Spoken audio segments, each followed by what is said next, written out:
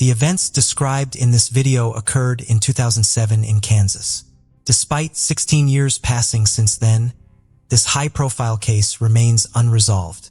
On January 5, 2007, 19-year-old Jody Sanderholm, living with her parents in Arkansas City, attended a dance rehearsal at the college she was enrolled in.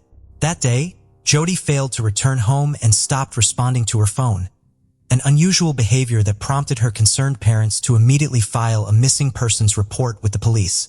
Jody Lee Ann Sanderholm was born on September 26, 1987, in Arkansas City to Brian and Cindy Sanderholm. She was the third child in the family, with a brother named Jason and a sister named Jennifer. From an early age, Jody had a passion for dancing, which played a significant role in her life, but she also remained dedicated to her studies. She was one of 4 valedictorians in her graduating class. While in high school, Jody was a member of the National Honor Society, a Kansas State Scholar, a Kansas Board of Regents Scholar, and earned the Outstanding Physics Student of the Year award presented by David Steinemetzy. She was a member of the Ark City High School dance team for 4 years. 2 of those 4 years, she was the captain. Jody was a member instructor of Ark City Dance and a Universal Dance Association instructor. After high school, she attended Cowley College where she studied pre-pharmacy. While at Cowley, she was a member of the Cowley Tiggerette dance line. In 2007, the population of Arkansas City was about 12,000. Jody's parents, like probably other locals, thought it was a good and relatively safe place to live and raise children. However, after Jody disappeared and the details of what happened to her became known, many began to realize that safety was only an illusion and that the man was the most dangerous beast. On the morning of January 5, 2007, Jody drove her car, a Dodge Stratos, to college for a dance rehearsal that was scheduled to end at 10:45. After the rehearsal, she intended to return home. Simbi called her daughter's cell phone several times, but she didn't answer, which was highly unusual. Jody always kept in touch with her family, and even if she missed a call, she would call back soon. Cindy had a bad feeling about this. She decided to get off work and go home to see if Jody was all right. When she arrived, she immediately noticed that her daughter's car was not in front of the house, and this only increased her anxiety because Cindy knew that by this time, Jody should have been back from rehearsal. Upon entering the house and looking around, Cindy realized that Jody had not returned home. Her dance uniform, which she put in the washing machine when she returned from rehearsal, was not there or in the hamper for her dirty clothes. The shower stall was dry, although Jody always showered after dance class. It soon became clear that Jody had no contact with her father or older sister, Jennifer, either. She had an appointment at noon to which she never showed up. Cindy and Brian began calling their daughter's friends, hoping to find out where she might be. But after the morning rehearsal ended and Jody left college, none of her friends saw her. That evening, the college dance team was scheduled to perform at a basketball game with a routine of which Jody was the choreographer. She wouldn't have missed it of her own free will, but she didn't show up either. At about 6 p.m., still unable to learn anything and without waiting for their daughter to return home, Cindy and Brian contacted the police and reported her missing. Officers from the sheriff's office immediately put together flyers depicting and describing Jody, began to inquire about her last known whereabouts, and put out an APB on the vehicle she was traveling in. The police learned from Cindy and Brian that Jody had a boyfriend she had been dating since high school. His name was Colby Wilson. When contacted by phone, he reported that he had been at his brother's house in Texas for several days. The police quickly ruled him out as a potential suspect because his stay in another state was confirmed. The next day, January 6th, was very eventful. Lori Leglighter, Jody's best friend with whom they had been friends in dance since high school, provided the police with important information. They both enrolled at Cowley College where they went on to study dance. Lori reported that she left work at Sirloin Stockade in Arkansas City around 10 p.m. Tuesday, January 2nd, and noticed a light blue car drive by the restaurant several times as she left. On her way home, she noticed a car following her in her rearview mirror. "I thought something strange was going on," Lori told the detectives.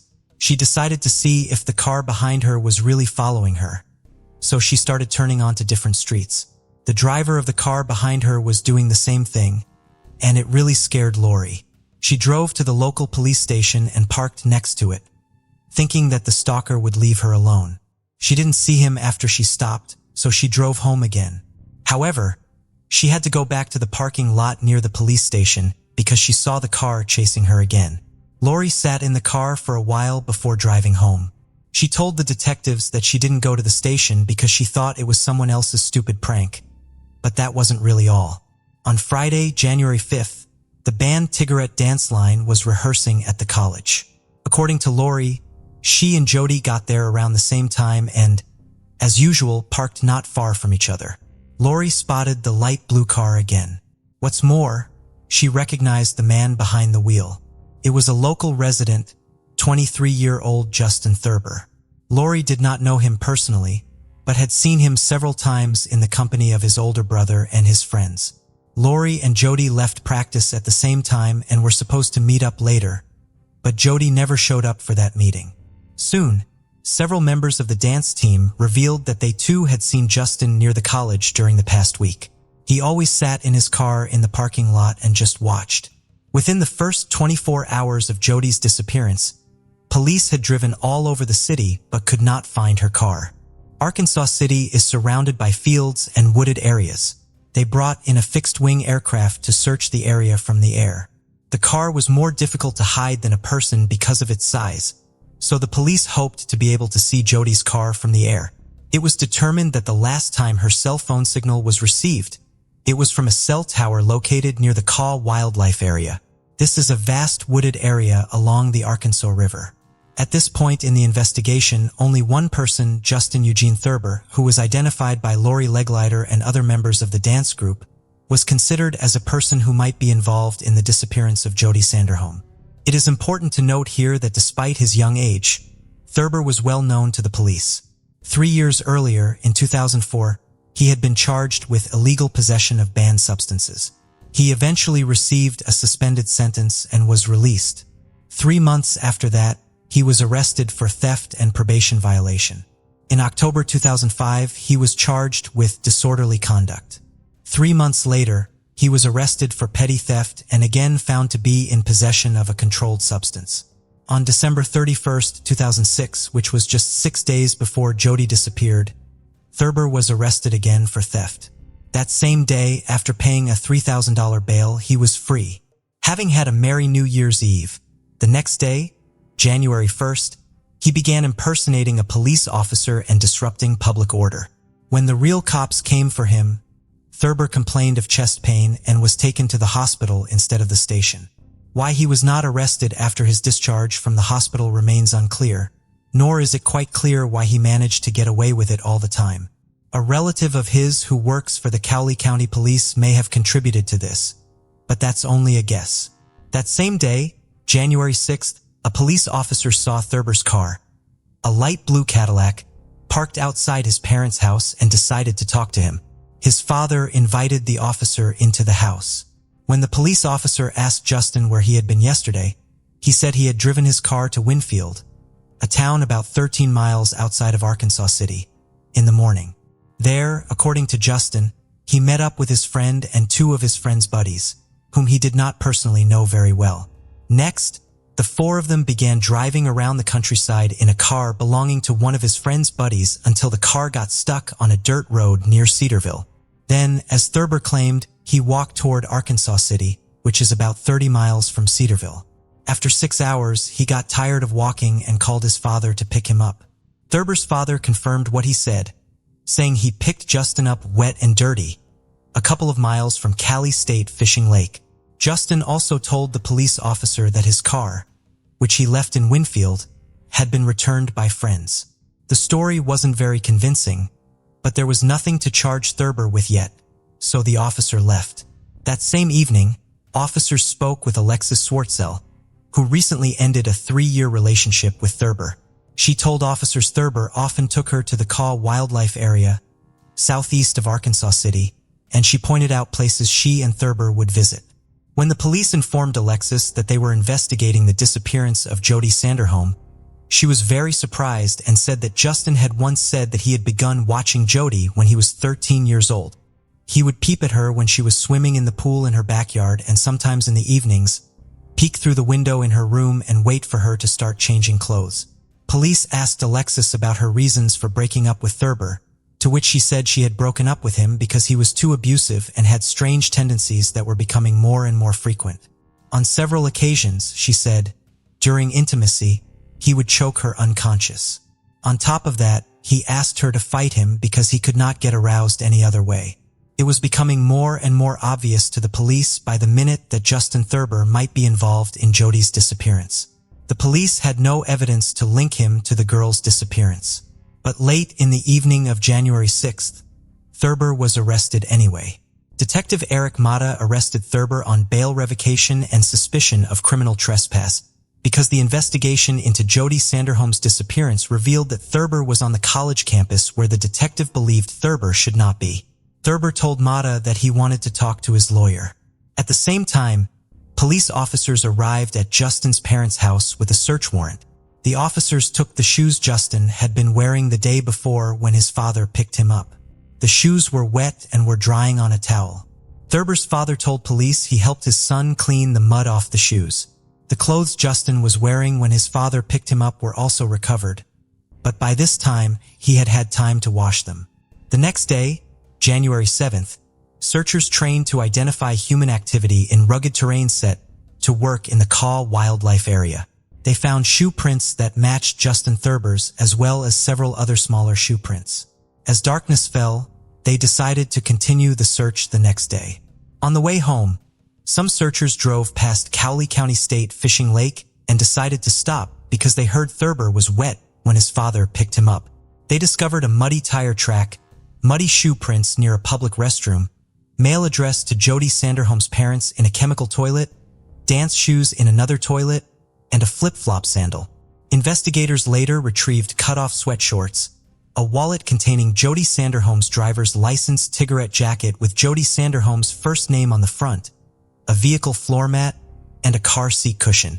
The sandal matched the impressions found at the Kaw wildlife area. Searchers spent the next 2 days around Cowley County State Fishing Lake in the Kaw wildlife area. On January 9th, specialists with sonar brought in to survey the bottom of the lake discovered Jody's sunken car. On the same day, the hope of the Sanderholm family survived. Jody's naked body was found under a pile of leaves, logs, and twigs at the Kaw wildlife area. Authorities found DNA evidence linking Justin Thurber to both Jody's car and her body. The car had been in the lake for more than 3 days, so police feared that the water that filled the interior had destroyed all evidence. That was partly true. Forensics spent a great many hours before they found a short hair in the interior. Carrie Melton, director of the Forensic DNA Testing Lab, ran mitochondrial DNA tests on the hair found on the driver's seat of Jody Sanderholm's car and concluded that it was almost certainly Justin Thurber's hair. Barbara Leal, an employee of a private DNA testing company, tested samples taken from Jody Sanderholm's right biceps and right side of her chest. She concluded that Thurber could not have been excluded as a participant, although 99% of the population could have been excluded.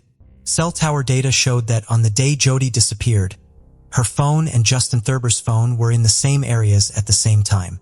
Lori Leglighter, Jody's best friend, said she saw Thurber in the college parking lot the day she disappeared. When the police looked at the camera footage provided by the college administration, they were convinced that Lori was telling the truth. Thurber was in the college parking lot at the same time rehearsal was going on, and he left that parking lot at the same time as Jody. The tape showed that Thurber followed Jody in his light blue Cadillac.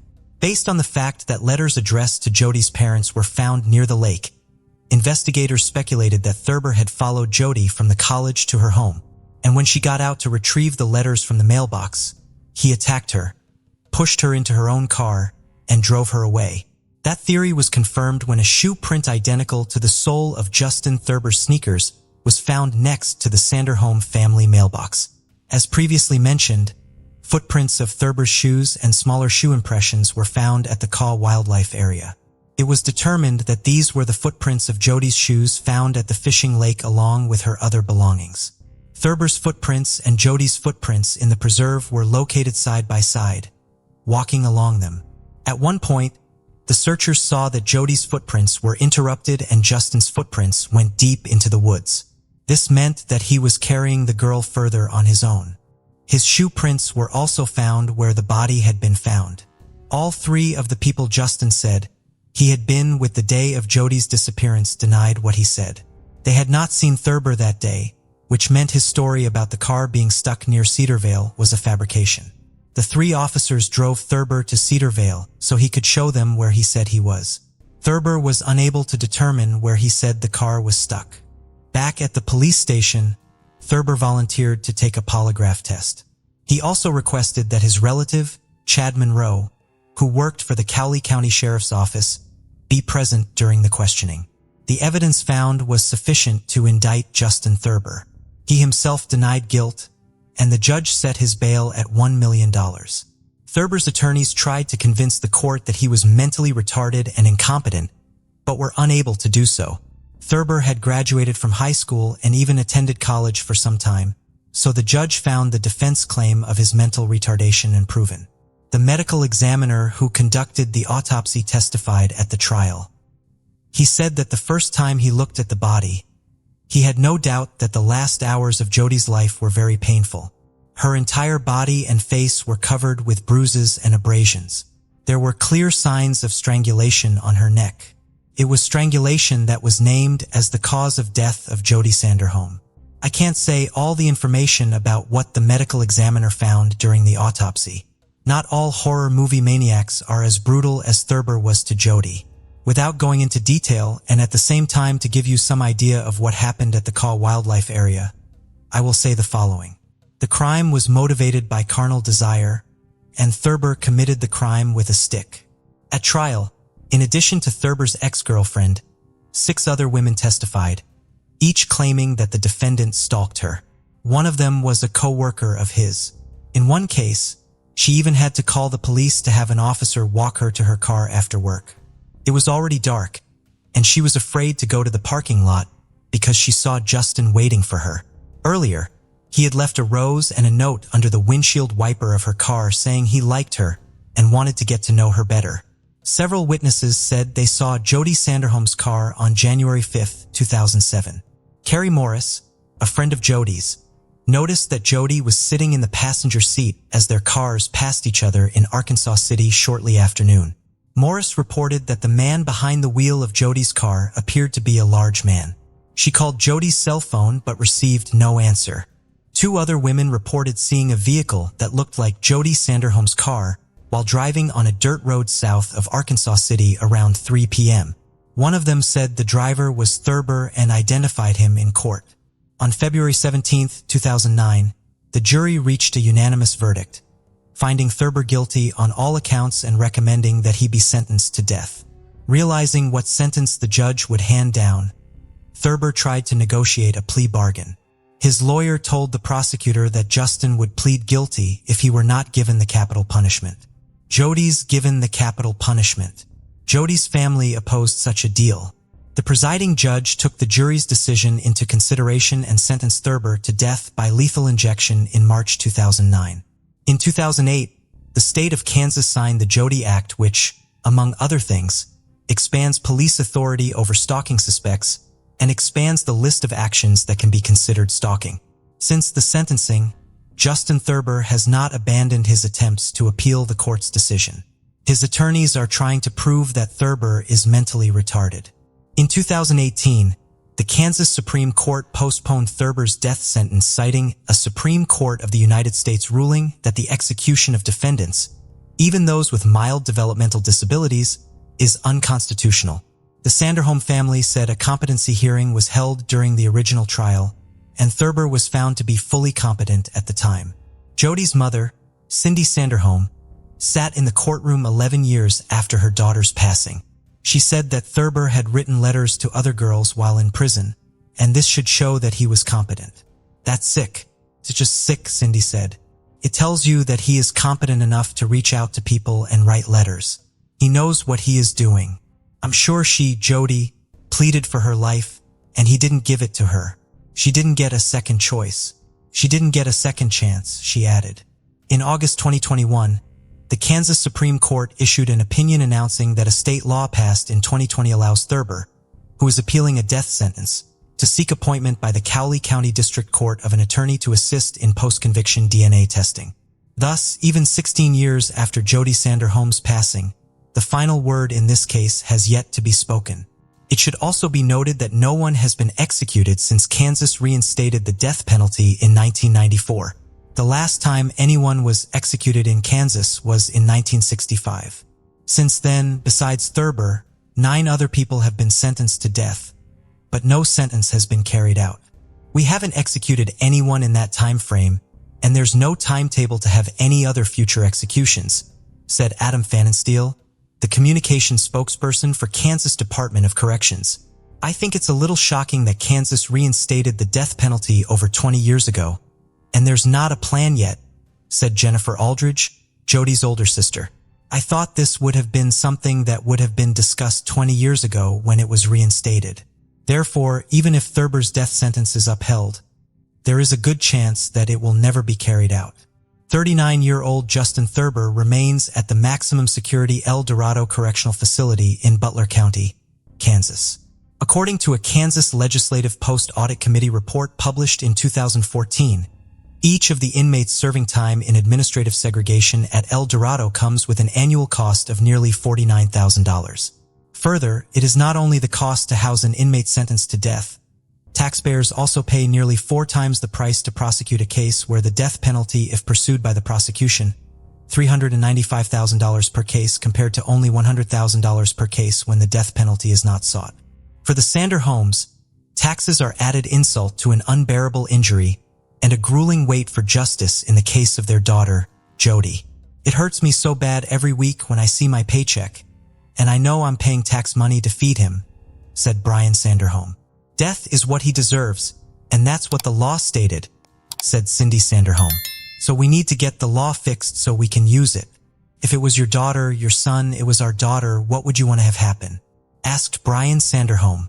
Most regrettably, Cynthia and Sanderholm, Jody's mother, passed away on December 2, 2022 at the age of 63. The case of Sheila Labar, a monster with an angelic appearance. Psychological and physical traumas experienced in early life can have highly unpredictable effects on adulthood. While not all such experiences lead to cruelty or a desire to harm others, they can sometimes give rise to a true monster. Criminal psychologist Adrian Rain posits that genetic and psychophysical mechanisms can turn a person into a cold-blooded killer, as he elaborates in his book Anatomy of Violence. History records numerous serial criminals who endured hellish childhoods, and perhaps to this group belongs our subject today, Sheila Labar. Sheila Labar had an angelic appearance that she expertly exploited to seduce her victims before brutally murdering them. Although the court confirmed only 2 of her crimes, criminologists are convinced there were far more. Let's delve into this complex story from the beginning and examine whether Sheila Labar was born a monster or became one as a result of the cruelty she endured in childhood. Who is Sheila Labar? Sheila Labar was born on July 4, 1958, in the small rural town of Fort Payne, Alabama. She was the youngest of 3 children of her parents and was raised with her brother and sister, Lynn. Her childhood was spent in a picturesque but rather secluded place, on a farm nestled among cornfields. According to the memories of Lynn's older sibling, Sheila was an active, inquisitive, and open-minded girl with a creative streak. She liked to be in the center of attention, had a good voice and cute appearance. So perhaps, if her life had turned out differently, she would have become a famous actress or singer. But instead of bright posters, her name decorated the pages of criminal chronicles. The unimaginable cruelty of her father. The head of the family, Manuel Bailey, for many years suffered from alcohol addiction, although it would be more accurate to say that his addiction suffered from his entire family. He often went on binges, turning into a real beast who enjoyed abusing his wife and children. He insulted and humiliated them, beat them with anything that came to hand, could throw everyone out in the middle of the night in a downpour or frost, and locked himself in the house, not letting anyone inside. Mothers, daughters, and sons often had to spend the night in a barn or in the open air in the field. One day, When Manuel was once again in a drunken rage, he began throwing dishes and other objects at his family members. The mother tried to cover the children as best she could, but one of the flower pots thrown by her husband hit her youngest daughter, Sheila, in the head. Sheila suffered a serious concussion and a lifelong scar on her temple, which she painstakingly covered with her hair. But not even the insults and beatings were the worst thing that the sisters had to endure in their parents' home. According to the memories of Sheila and Lynn, Manuel from an early age forcibly inclined them to intimacy. The mother may have been aware of what was going on, but the subject was never broached. However, despite the nightmare at home, Sheila did well enough in school. She dreamed of leaving the farm as soon as possible and go to conquer the big city. The girl was quite ambitious and determined. She passionately wanted to realize her childhood dream in life and become an actress or pop singer, and she had everything for this: charisma, bright appearance, and a beautiful voice. Adulthood, first marriage. Barely Sheila was 18 years old. She left her parents' home, but adult life was not so joyful. To enter the university, she was not allowed to average score. And to move to the big city, she simply did not have the money. Then Sheila got a job as a maid in one of the hotels, where by that time her older sister was already working. It should be noted that Sheila had a slender figure and a very attractive appearance. She had big blue eyes, a charming smile, and a mop of thick long hair. She was surrounded by attention from men, and over time, she learned to use it and manipulate her suitors. In the late 70s, Labar, then Bailey, met a guy named Jonathan Baxter, and a romantic relationship began between them. Jonathan was not yet 20 years old at the time, but he already had a young daughter from a previous relationship. However, the child did not become a hindrance, and soon the couple got married. However, this marriage lasted only a few months and collapsed after Jonathan learned that the young wife abused his daughter while he disappeared at work. Sheila was frankly annoyed with the child, and she would raise her hand or lock her in a closet if she started crying or acting up. Jonathan did not organize scandals and listen to explanations. He just filed for divorce and put his wife with his belongings outside his house. He never wanted to see or hear from her again. After the divorce, Sheila dated various men and mostly lived off them. But all these relationships were fleeting and lasted from a few weeks to a couple of months until in the early 80s she met her future second husband, Ronnie Jennings. The tumultuous romance soon led to marriage, and Sheila took on a double last name, Bailey Jennings. It was an unhealthy relationship between two irascible and unstable people who regularly cheated on each other, scandalized, and even fought. Still, their marriage lasted more than 3 years. In 1984, after another family quarrel, Sheila demanded a divorce from her husband, but he refused her. In fact, Ronnie did not hold on to the relationship at all. He just wanted to piss off his wife and make her mad, and he succeeded. Sheila became hysterical, took a large number of drugs in front of her husband, drinking strong alcohol, and after this infernal cocktail, sat behind the wheel of the car and rushed down the road. Naturally, soon Sheila, under the influence of pills and alcohol, lost consciousness, flew off the road and at high speed crashed into a tree. She miraculously survived, but suffered a massive head injury. She spent more than a week in a deep coma, and doctors made no prognosis. When Sheila finally regained consciousness and gradually recovered, she was transferred to a psychiatric hospital where she spent several months. She later complained to her sister that one of the orderlies was constantly harassing her and possibly taking advantage of her helpless state when she was heavily sedated. After all this, Sheila returned to her second husband's home but began to behave not just aggressively but threateningly toward him. When during another scandal, she attacked Ronnie and poked him in the chest with nail scissors, Ronnie, fearing for his own life and health, filed for divorce and hurriedly moved out of the mad woman, rich lover. When the second marriage was dissolved, the young woman began looking for lovers through the dating columns of the print media, and she left her ads there as well. But no man did not stay with her for long because Sheila tended to dominate everything, rigidly suppressing their partners both in intimate and everyday life. Soon, the photo of an attractive girl in the dating section drew the attention of 60-year-old Wilfred Bill Labar. The man had previously been married twice and had adult children and grandchildren from previous marriages. He was widowed a few years ago and had been living alone on his large country ranch ever since. Bill was a fairly wealthy man. He had a chiropractic office in Epping, New Hampshire, and on the ranch he raised horses. At the same time, he was very lonely and needed a strong, powerful woman. In fact, that's exactly what he found. Sheila was attracted by the wealth of her new acquaintance, and she decided that it would be an ideal union for her. And to make Bill completely lost his head, she began to send him a postal mail frank letters, supplementing them with her nude photos. The trap worked, and soon Labar invited a charming pen pal to visit his ranch. Their romance developed rapidly. An elderly man is not stingy on expensive gifts for a young mistress, and in the summer of 1987, she moved to live with him. This has incredibly flattered the doctor, who now went out in public with a beautiful companion who was half his age and was fit for him as a daughter. Nevertheless, he did not plan to marry Sheila. However, Sheila, not waiting for a marriage proposal, changed her name, calling herself Labar.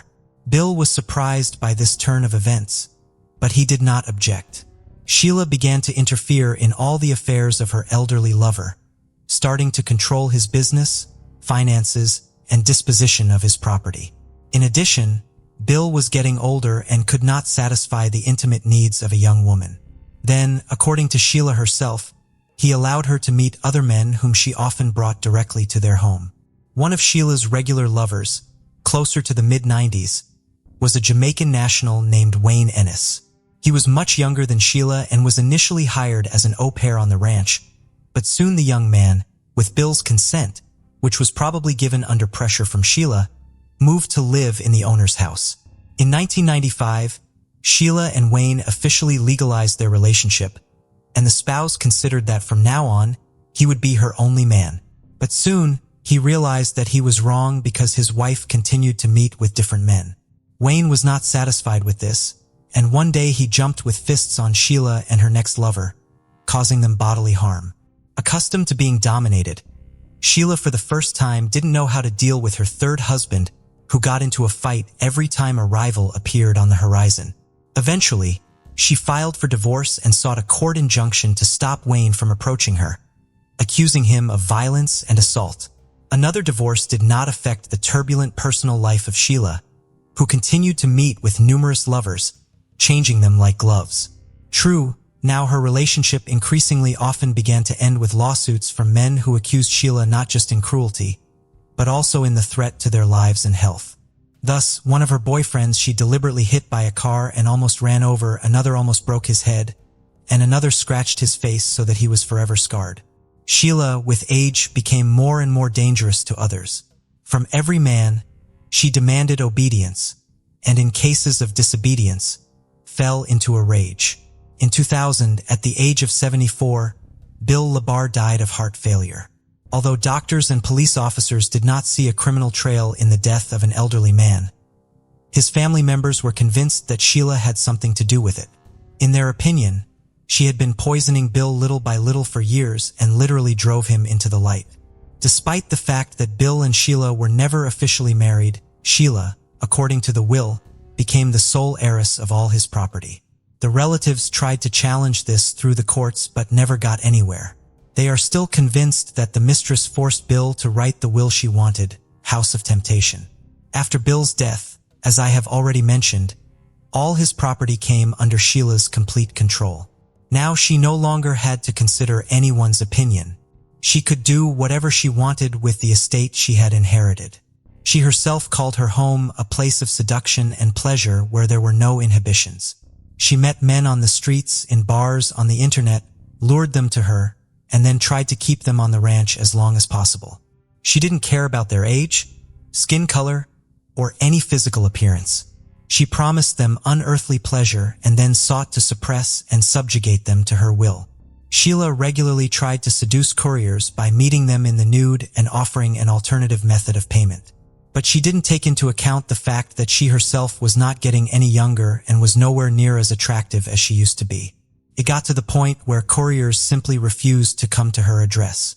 Neighbors noticed that on the ranch, Labar, constantly come different men, but some hurried to leave the place the same day. Others were delayed, but also for a short time. What was going on in the house itself could only be guessed at. Where had Michael Dolores disappeared to? Soon, Sheila decided to look for lovers among men who were in dire need of housing, money, or those men who suffered from addiction. This category was the most vulnerable and proved to be an easy prey for the cunning woman who everywhere posed as a widowed millionaire and talked about her untold wealth inherited by her. In 2004, Labar met on one of the city streets homeless man named Michael Delage. He was in a difficult life situation and lost literally everything because of addiction to illegal drugs. His relatives tried to send him to a rehabilitation clinic, but he ran away from there and has been loitering ever since. Sheila liked Michael, and she invited him to her, promising shelter, food, and the necessary drugs in exchange for intimacy. Moving to the ranch, the guy was completely dependent on his old mistress. He complied with all her demands, afraid to be on the street again. But Sheila quickly got into the taste, and her desires became more and more sophisticated. She bound, beat, and humiliated Michael, taking pleasure in it. He tried to escape several times, walking dozens of miles and hiding in homeless shelters, but he never decided to go to the police for fear they wouldn't believe him. Meanwhile, Sheila found him each time and brought him back to the ranch. In desperation, he tried to contact his family members and let them know he was in trouble. His loved ones immediately responded to this disturbing news, but it was too late. In October 2005, Michael Delage disappeared without a trace. When his family contacted Sheila directly, she stated that she and Michael had broken up. He had left her, and his current whereabouts were unknown to her. Michael did not show up at any of the places he had been to before. No one who knew him had seen him, and there was no way to contact him. Contacting the police was fruitless, and Labar remained beyond suspicion, trusting Kenny County. Sheila's tales of her exorbitant wealth were greatly exaggerated, and the house and automobile had to be maintained, so she was forced to get a job. Naturally, Sheila chose an occupation to her liking. She became an operator of intimate phone services. Since she had a truly enchanting voice, men fell for the bait and offered to meet her in person. Among such guys was Kenny County, who at the time of their acquaintance was barely 24 years old. The young man was attractive in appearance, very good-natured and open. However, he had a low IQ level due to which he was very gullible. This was exactly the kind of guy Labar was looking for. Kenny was very close to his mother on whom he actually depended, but Sheila, with the help of clever manipulations, managed to break this connection and literally lure Kenny to herself. She made him an unforgettable night of love and promised that they would be like this all the time. The young man decided that he had met the woman of his dreams, about which he informed his relatives, and then moved to live in Sheila's house. But soon, Sheila showed the guy her true face, having arranged for him a real torture room in one of the rooms. Each time, intimacy inevitably turned into a brutal beating or something worse. Kenny's body was covered with bruises, abrasions, scratches, cuts, and burn marks, but he could not leave the house of the mistress who had completely subjugated his will. Sheila did not allow him to see and communicate with his loved ones, and his family could only guess what was happening to Kenny. The first alarm was raised by neighbors who periodically noticed the guy and were horrified by his sickly appearance. A few days before his disappearance, a local store clerk took a picture of the young man on her cell phone camera, and later this picture was attached to the case file in court. In the photo, Kenny's condition could be described as deplorable. He was very thin. There were huge bruises under his eye and on his cheek, and his nose was probably broken. Judging by the degree of healing, all these injuries had been inflicted at different times, which suggested that the guy had been brutally beaten for a long time. The contents of his cart were also alarming. He rolled 2 large canisters of fuel to the cash register, as it later turned out, for his own cremation. The store employees were so puzzled and even frightened by the guy's appearance that they decided to report him to the police for possible domestic violence. But this time, Sheila managed to get away with it, and they could not charge her with anything. Soon, Kenny stopped contacting his family altogether. And when his worried mother arrived at Labar's house, the owner behaved aggressively and advised to leave Kenny alone. All subsequent attempts ended similarly, at which point Kenny County's family filed a missing persons report with the police, indicating that he may be being held forcibly at the country ranch, a home crematorium, and gruesome findings. When police arrived at Sheila's home, she claimed that the young man no longer lived with her and claimed that Kenny had run away because his mother, whom he was allegedly terrified of, began visiting them frequently. As evidence, Sheila provided an audio recording in which she asks her lover if his own mother had attacked him, and he quietly gives an affirmative answer. It all seemed more than strange, and the very next day, an officer visiting Sheila secured a search warrant for the estate. Sheila had been on the police's radar many times before, and her name had been linked to another mysterious disappearance of a boyfriend. But over the years, Sheila had never been questioned, and her house and grounds had never been searched. When the police arrived, they did not find Labar at home, but they did see several fires burning near the outbuildings. The fires looked strange and were made of improvised materials, a mattress, fragments of wooden furniture, hay, etc., all doused with a flammable mixture. One of the bonfires had bones in it that clearly looked like human remains. The squad requested reinforcements in the form of forensic experts reporting all the findings, but that turned out to be just the tip of the iceberg compared to what they discovered next. Almost all over the house were found poorly washed traces of blood. It was so much that it seemed as if there had been a real massacre. It turned out that the blood belonged to at least 3 different people.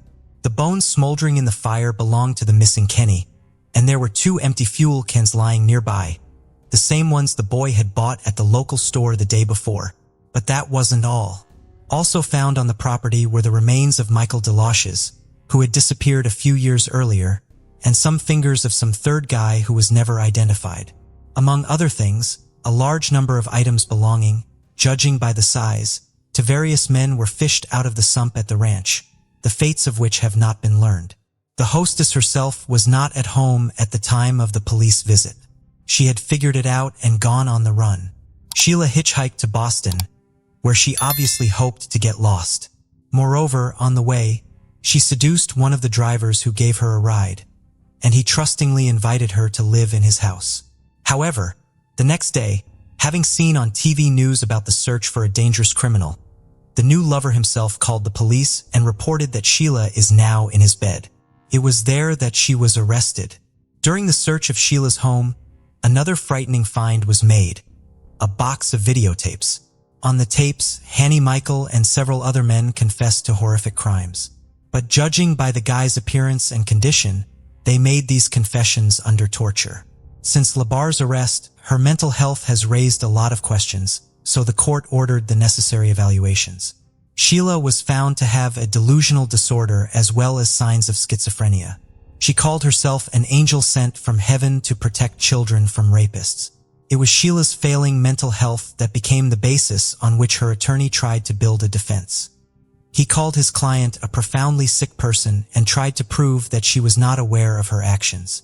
The reason for this was the mental and physical trauma she had suffered as a child.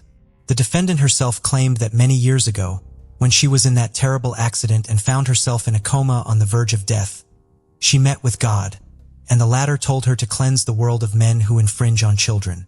Sheila's ex-husbands and some of Sheila's lovers also spoke in court who, in one voice, called her a crazy, unstable, and extremely violent woman. And Wayne Annis, the third husband, said that the ex-wife repeatedly persuaded him to kill Mr. Labar in order to seize his property. But despite the defense's attempts to convince the court that Sheila was insane and in need of treatment, it was proven that she was aware of her actions at the time of her crimes. She was found guilty in July 2008 and sentenced to life imprisonment without the possibility of ever being released. All of her appeals were rejected. Sheila is now serving her sentence in Florida at Homestead Correctional Facility. Mandy Stavik was a highly accomplished individual who excelled in multiple areas. The honors student at Mount Baker High School participated in varsity basketball, varsity softball, and track. She was fluent in sign language, spoke Japanese, and played 3 instruments: clarinet, flute, and saxophone in the school band. Mandy was known for her bravery, independence, and drive. After graduating from high school in 1989, 18-year-old Mandy enrolled at Central Washington University. Initially aspiring to become a commercial pilot, she began reconsidering her career path by the middle of her first semester. That November, she returned to her family home in Clipper, Washington, near the small town of Acme, for Thanksgiving break. On November 24, 1989, the day after Thanksgiving, Mandy decided to go for a run around 2:30 in the afternoon. Normally, her mother, Mary, would accompany her on a bike, but Mary stayed home that day to spend time with her visiting sister. Mandy's only companion for the run was the family dog, a German Shepherd named Kyra. Mandy's running route typically followed Strand Road, the street where her family lived. She would run down the road to its dead end at the Nooksack River before turning back to return home. Mandy's brother, Lee, had been visiting a friend that afternoon at a house on Strand Road between Highway 9 and the Stavage home. While he was there, he saw his sister running by on her way back to their house. She had less than half a mile to go before she would reach it, but Mandy never arrived home. 2 hours later, Kira arrived back at the house without Mandy and visibly upset. Mary Stavek's first instinct was to call Mandy's boyfriend, Rick Zender, to see if he knew where she was. He did not. She then called the sheriff and everyone she knew in the area to begin the search for Mandy.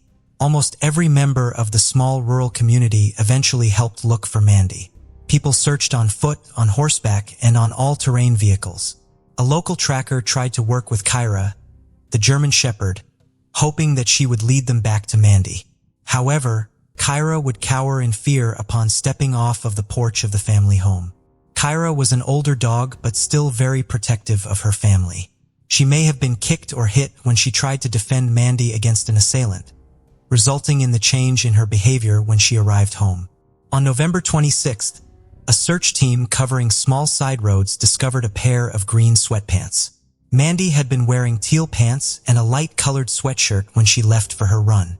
Mary Stavich did not believe that the sweatpants the search team found belonged to her daughter, but they were still submitted to the crime lab for analysis. Lab tests would eventually show that the pants were unrelated to the case. The following day, November 27, 1989, Mandy was finally found, but the discovery did not bring her family peace. A local fire department had been searching the Nooksack River with one of their boats. They located Mandy's body in the South Fork of the river, caught up in some debris 6 miles away from her home. She was wearing only her socks and shoes. Her clothing and the Walkman she had been using on her run have never been found. An autopsy would later determine that Mandy had been raped and that she had died from asphyxia by drowning. There were no signs of a struggle on the riverbank near where she was found, and the water was very shallow in that stretch of the river. Mandy was also a very strong swimmer who had worked as a lifeguard. These factors led investigators to believe that Mandy had not been conscious when she went into the water. This was further supported by a wound on the top of her head that the medical examiner believed would have rendered her unconscious. Mandy also had numerous scratches and lacerations on her legs, as though she had run through dense brush or the thorny blackberry bushes that were common in the area while not wearing pants. Unfortunately, Mandy was not the first of her siblings to be murdered. In 1975, her oldest brother Brent had been killed on property owned by the Fort Richardson Army Base just outside of Anchorage, where he was authorized to go hunting. He had been shot 17 times. His killer has still never been found. Mandy, her mother, and her 2 remaining siblings then moved to Washington State from Alaska, while Mandy was still very young, following her parents' divorce. More than 1,000 people attended Mandy's memorial service. There was not a church in the area large enough to hold that many people, so the service was held at the high school Mandy had graduated from just a few months before. The obvious first suspect in the case was Mandy's boyfriend, Rick. The couple had been dating for 3.5 years, but the relationship was on and off for some of that time. However, Rick was eager to cooperate with police, who described him as being extremely forthcoming when he gave his statement to them. He was eventually cleared of any involvement in the case. In 1989, DNA testing was still a relatively new technique, especially in the criminal justice field. Luckily for the Stavich family, Ron Peterson of the Whatcom County Sheriff's Office had just returned from a training at the FBI Academy in Quantico, Virginia, about how DNA could be used by law enforcement. Most state and local crime labs were not equipped to identify and sequence DNA evidence, but the FBI's lab was. Samples from Mandy's body were sent to the FBI lab, and they were able to isolate Mandy's DNA sequence and that of an unknown male. Investigators followed up on more than 7,000 leads and tried to connect Mandy's case to other crimes all over the Northwest, but the case still went cold. In 2009, Detective Kevin Bowie inherited the case, becoming the third person to lead the investigation. His strategy for trying to solve the now 20-year-old case inspired by a famous case in England was simple: identify all of the men living in the area at the time of the murder and test all of their DNA until they found a match. Because Mandy had lived in a rural area with a small population, this theoretically could be done. In practice, however, it was obviously much more difficult to do. Over the next 4 years, the Whatcom County Sheriff's Office was able to test dozens of DNA samples, but none of them were a match to the DNA from the crime scene. However, around this time, they were also able to identify a potential new suspect who had never spoken to the police about the case: Timothy Bass. Timothy Bass had lived a few doors down from the Stabbecks in 1989. People who knew him then have said that he was very quiet and kept to himself. He had moved away shortly after Mandy's murder and had gotten married just 2 months after her death. By 2013, he and his wife had 3 children and were living in Everson, Washington. Investigators traveled to Everson to speak with Timothy about the case. He claimed to not remember it or Mandy's name. This made the investigators immediately suspicious of him. Mandy's murder had been major news in her small and previously very safe town. Mandy had also gone to the same high school as Timothy and had been friends with his younger brother Tom. A witness would later reveal that Timothy had also started attending basketball games at the high school when Mandy was on the team to watch her play. Mandy also ran past his house almost every single day when she was not at college. Timothy refused to provide a voluntary DNA sample. Police, however, still wanted to compare Timothy-based DNA to the DNA from the crime scene, so they went to his employer to ask for help. Timothy worked as a local delivery driver for the Franz Bakery outlet. Investigators met with Kim Wagner, who managed the outlet. They told her that they were investigating an employee and wanted access to information about their delivery routes so that they could follow the employee and potentially collect a cigarette butt or some other discarded item with DNA on it. Kim felt as though she was not in a position to comply with this request and asked the investigators to consult with human resources at their corporate office. The corporate office in turn asked for a subpoena or search warrant to share that information. Authorities asked Tim Bass for a voluntary sample again in 2015, and again he refused. A few years after her conversation with the police, an offhand remark would change Kim Wagner's mind about getting involved in the case. She and her husband were out at a bar, talking with a friend about her coworkers. The friend happened to be an acquaintance of Timothy Bass, and the group began discussing his eccentricities. The friend mentioned to Kim that Timothy had lived on the same street as Mandy Stabbeck when she was killed. Kim then realized that Timothy and the Mandy Stabbeck case must have been the reason investigators had come to speak with her in 2013. When authorities returned to try to get information from the bakery outlet again in 2017, Kim confronted them with her suspicions about what they were investigating. She also told them Timothy Vass' assigned delivery route. This information did not immediately help the authorities get Timothy's DNA. He wore gloves, so his DNA was not left on any of the bread he delivered, and he did not smoke, so he never discarded cigarette butts. He took his trash home instead of leaving it in his delivery truck, and he was the bakery's only employee who did not turn in his uniform to be laundered by the company. His conversations with police seemed to have concerned him enough that he carefully guarded any source of DNA that could be covertly collected. Kim Wagner offered to collect a discarded DNA sample from Timothy inside the bakery building. However, police told her that this would not be possible. It would be illegal for them to ask a civilian to collect evidence on their behalf. However, on August 10, 2017, Kim Wagner watched as Timothy Bass drank out of a plastic cup and discarded it in a trash can along with a can of Coke. After he walked away, Kim decided to collect the items out of the trash can and hide them in a bag in her desk. She then turned the items over to the police. Kim was so motivated to help in the case because she, like the rest of the community, had been horrified by Mandy's murder. Kim was just 19 at the time of the murder, just 1 year older than Mandy. By 2017, Kim also had another reason for wanting the case to be closed. She had a daughter of her own and was haunted by the idea of Mary Stavik never finding out who had taken her daughter from her. The evidence Kim provided was submitted to the crime lab for DNA testing. These tests show that the DNA Timothy base left on the cup when he drank from it matched the DNA found inside of Mandy. Timothy Base was arrested on December 12, 2017. On Mary Stavik's 81st birthday, Whatcom County Sheriff Bill Elfo knocked on her door and told her that an arrest had finally been made in her daughter's case. Following his arrest, Timothy Base originally stuck to the story he had been giving to police since 2013. He did not know Mandy, and he had never so much as kissed her. However, once it became clear to him that police had somehow gotten his DNA, he changed his story. He now claimed that he had a consensual sexual relationship with Mandy, which is why his DNA was on her body. Timothy claimed that he had met Mandy before she left for college while he and his father were out mountain biking. His father had since passed away and could not confirm the story. Timothy says that he and Mandy began spending time together just talking and eventually began casually having sex. They had sex again when Mandy was home for Thanksgiving. Timothy could not, however, provide any basic information about Mandy, and not one witness was ever found who had seen the two of them together. There were no phone calls or letters between Mandy and Timothy after she left for college.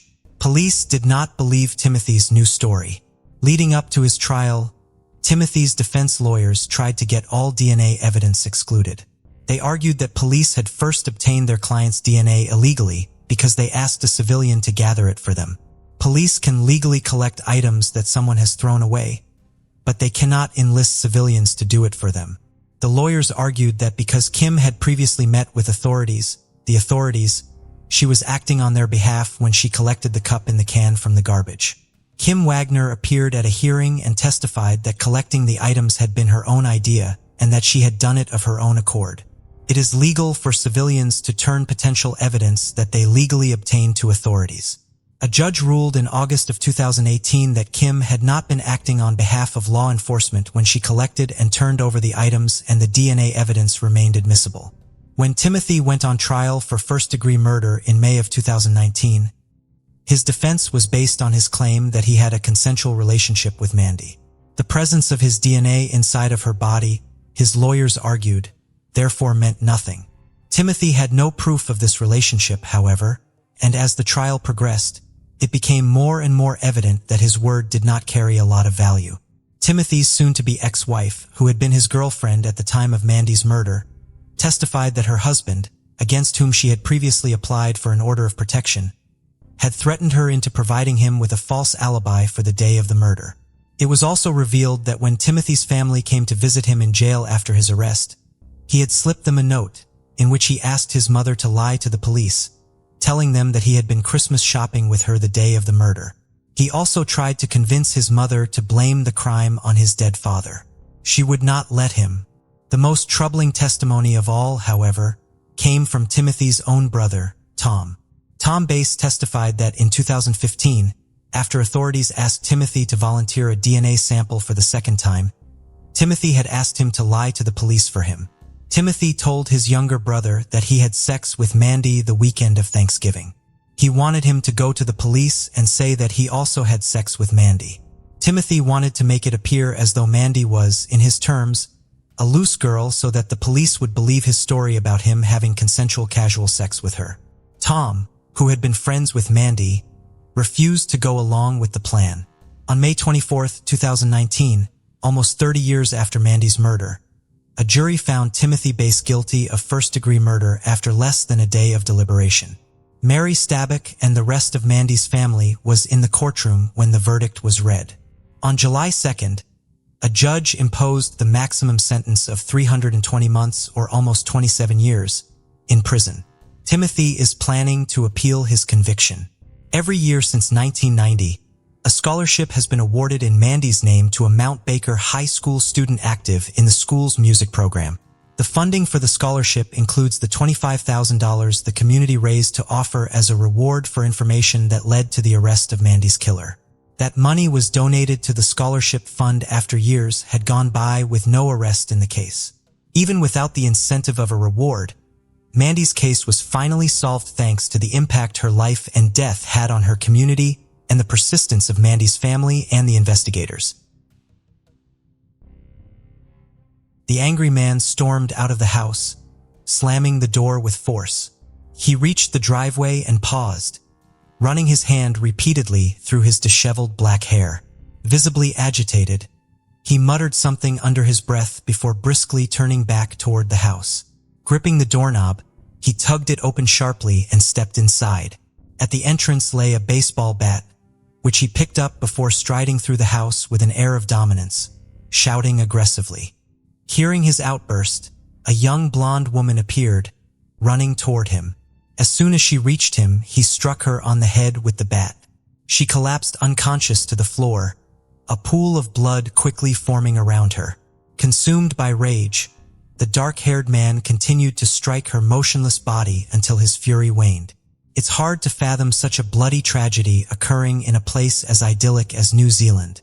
Known for its stunning landscapes, unique flora and fauna, and a comfortable, serene climate, New Zealand often boasts a high standard of living with minimal corruption and nearly non-existent crime. However, today's story shatters that tranquil image, plunging Auckland into a harrowing nightmare and redefining the concept of a happy family.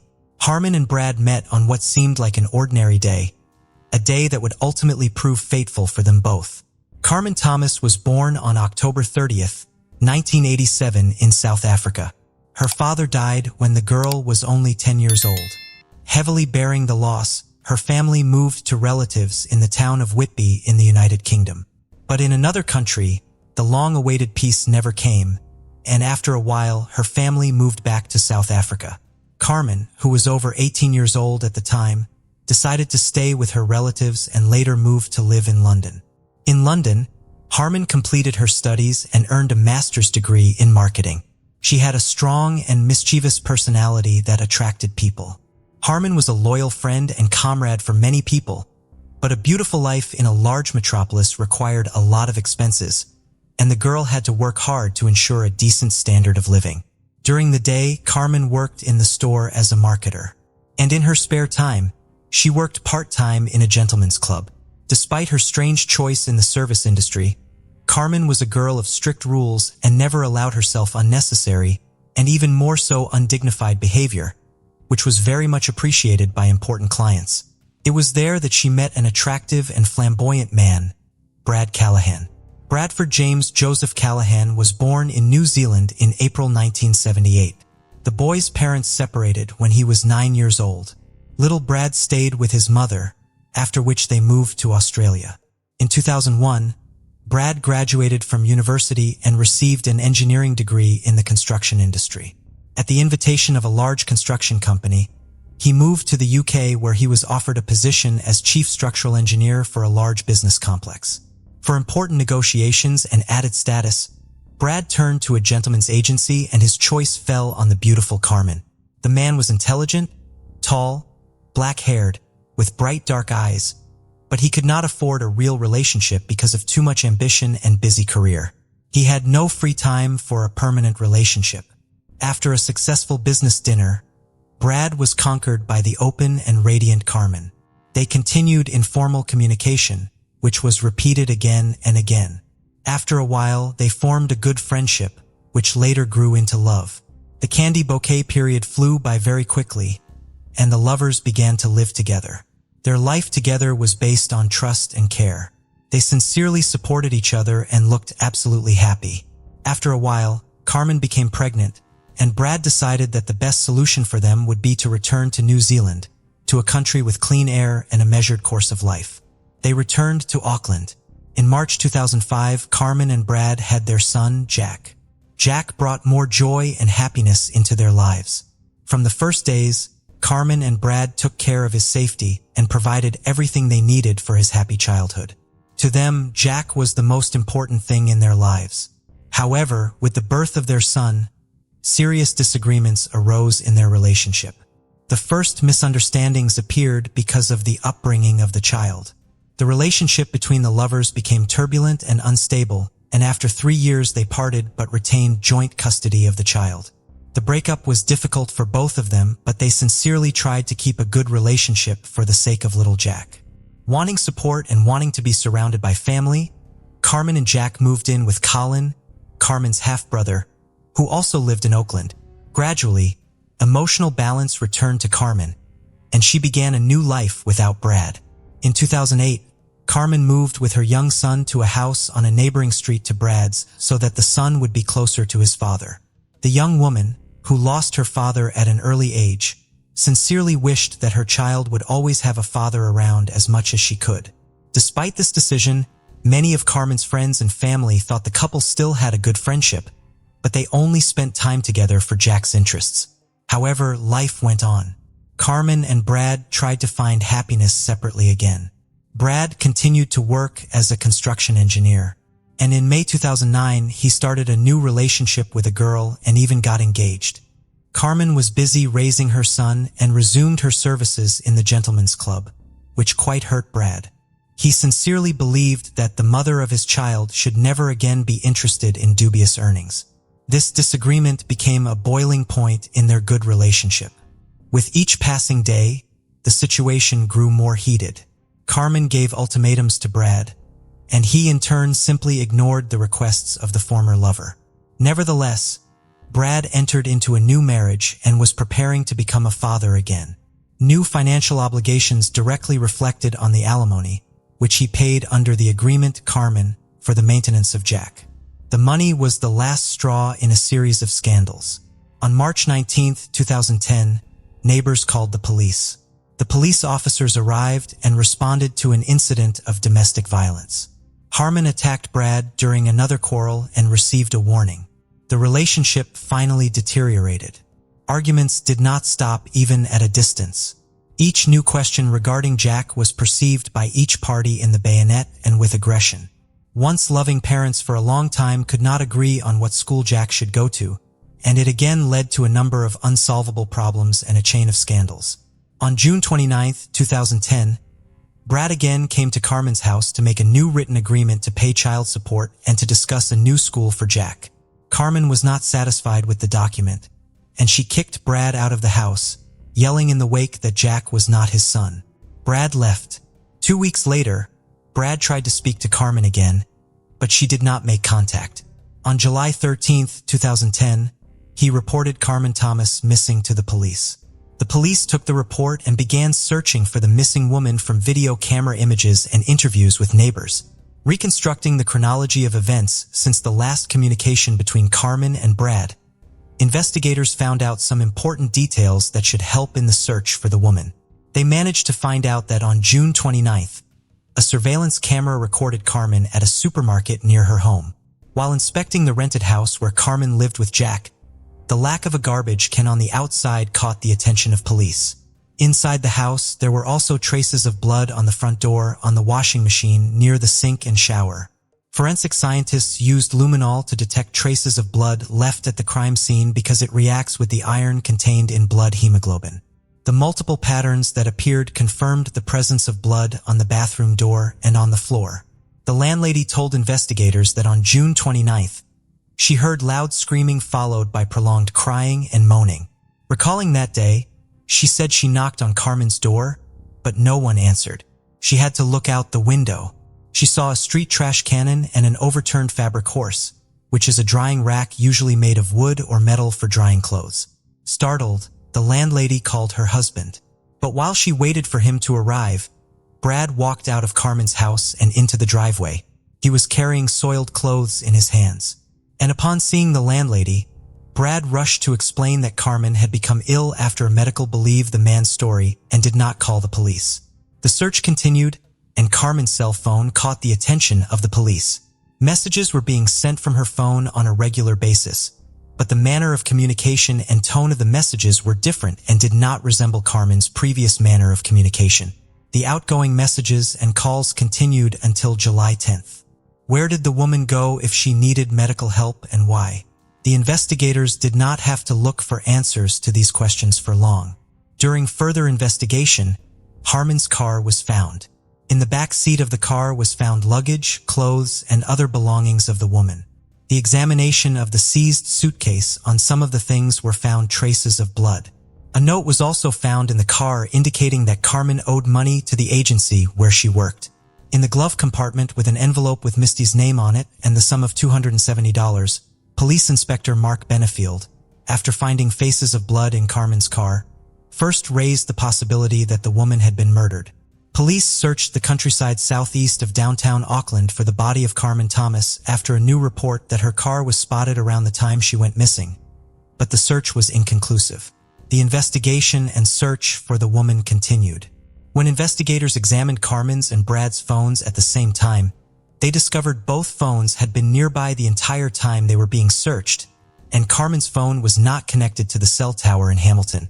Going forward, one of the most important pieces of evidence was the missing trash can. It remained to be seen if it could be the same bin that had disappeared from its place near the house and that a neighbor had through her window on the day Carmen disappeared. But what did the trash can need to be inside the house for? Police did not refute the idea of the worst possible outcome and rechecked Brad's cell phone in spending by examining his bank card details and traced his shopping list. On June 30th, Brad Callahan, a meat cleaver and a large plastic container as well as several garbage bags. By scrutinizing Brad's daily routine, police identified some exceptional events that did not fit into the young father's daily to-do list. It turned out that on one workday, Brad arrived at the construction site very early and walked alone around property for a long time. It was strange, but not so strange that the workers who saw him would start reporting anyone about such an early presence of a supervisor at the construction site. Based on the evidence gathered, such as Carmen's cell phone and questionable purchases, Brad went from victim to suspect. Police believed that Brad Callahan killed his former lover by hitting her several times in the head and carefully hiding the body. On September 21st, Brad Callahan was arrested on charges of murdering Carmen Thomas and attempting to change the course of justice. He pleaded not guilty and is scheduled to stand trial.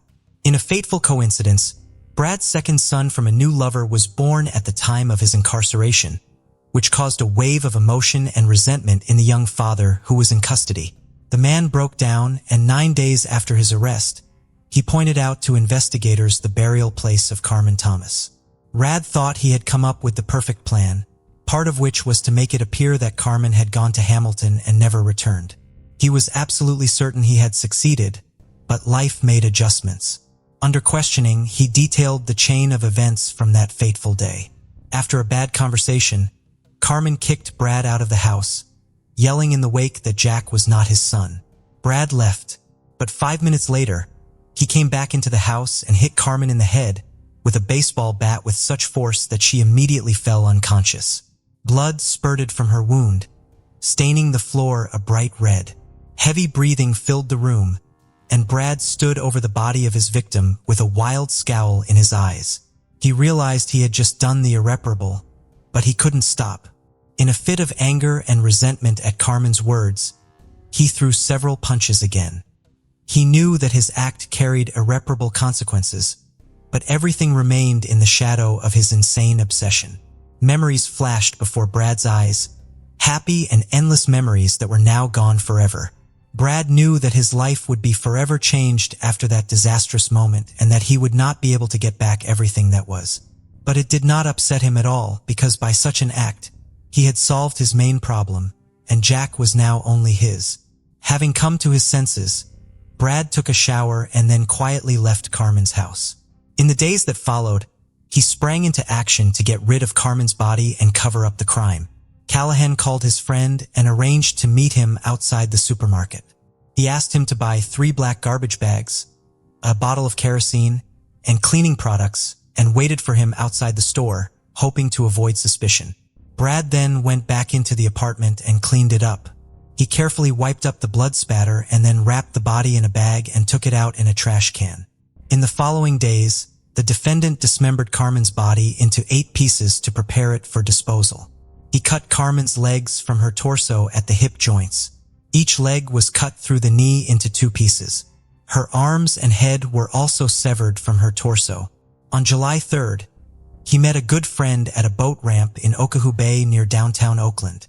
He told him that he had killed Carmen during an argument and needed help disposing of the body, but an attempt to dump the remains into the sea failed due to the friend's refusal to provide a boat. Over the next few days, he drove to Waitakere Ridge in West Auckland and buried the containers in a shallow grave. On July 7th, he drove Carmen's car to Hamilton and abandoned it in a hotel parking lot.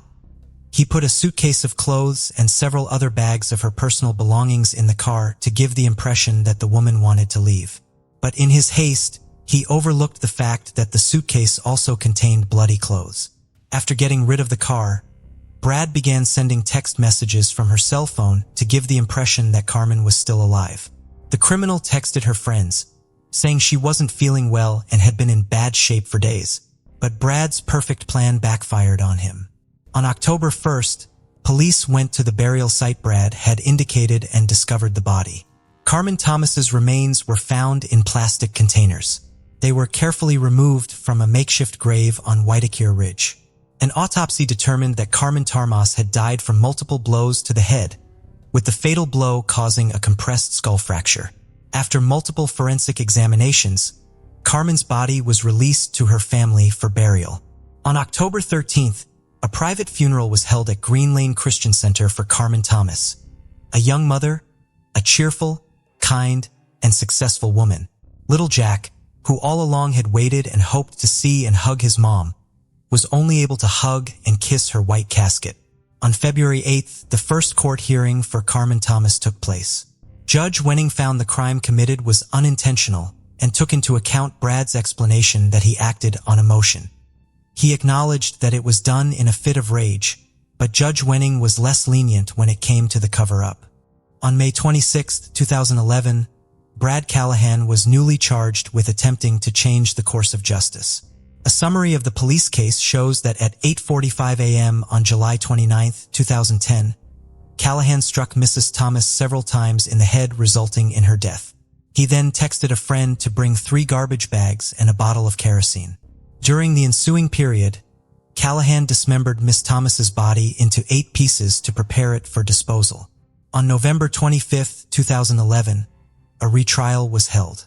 Police officers who had been working on the case filled the High Court in Auckland when Bradford Callahan unexpectedly made 2 guilty pleas. Brad Callahan, who had previously denied guilt, suddenly admitted to murder and attempting to change the course of justice after Carmen's death. The judge said it was one of the most serious cases of attempting to pervert the course of justice, calling Brad's actions just about the most serious case of attempted perversion of justice there can be. The judge also felt the murder of Carmen Thomas was brutal, but not so brutal as to result in the harshest sentencing laws. The 33-year-old man was sentenced in Auckland High Court, where a large public gallery was filled with Thomas's friends and family, including her parents who were visiting from South Africa. Judge Venning sentenced Brad Callahan to life imprisonment for murder and 6 years in prison for attempting to pervert the course of justice. He also condemned the lengths Callahan went to in order to cover his tracks. The sentences are to be served concurrently. Judge Vemming also said the minimum sentence for the perverting the course of justice charge was insufficient to bring Brad Callahan to justice. Mr. Callahan passed judgment on himself by his actions that day, and it had a devastating effect on 2 families, said Detective Inspector Mark Benefield. Callahan's supporters left court without comment. In a statement, the Thomas family said nothing can bring their Carmen back, and they are still angry because of it. But they are grateful that Brad will be away for an extended period of time so he can reflect on the enormous damage he caused to their own son in the first place. Carmen Thomas's mother, Teresa Scott, told the court in a victim impact statement that she felt completely destroyed by what happened to her daughter.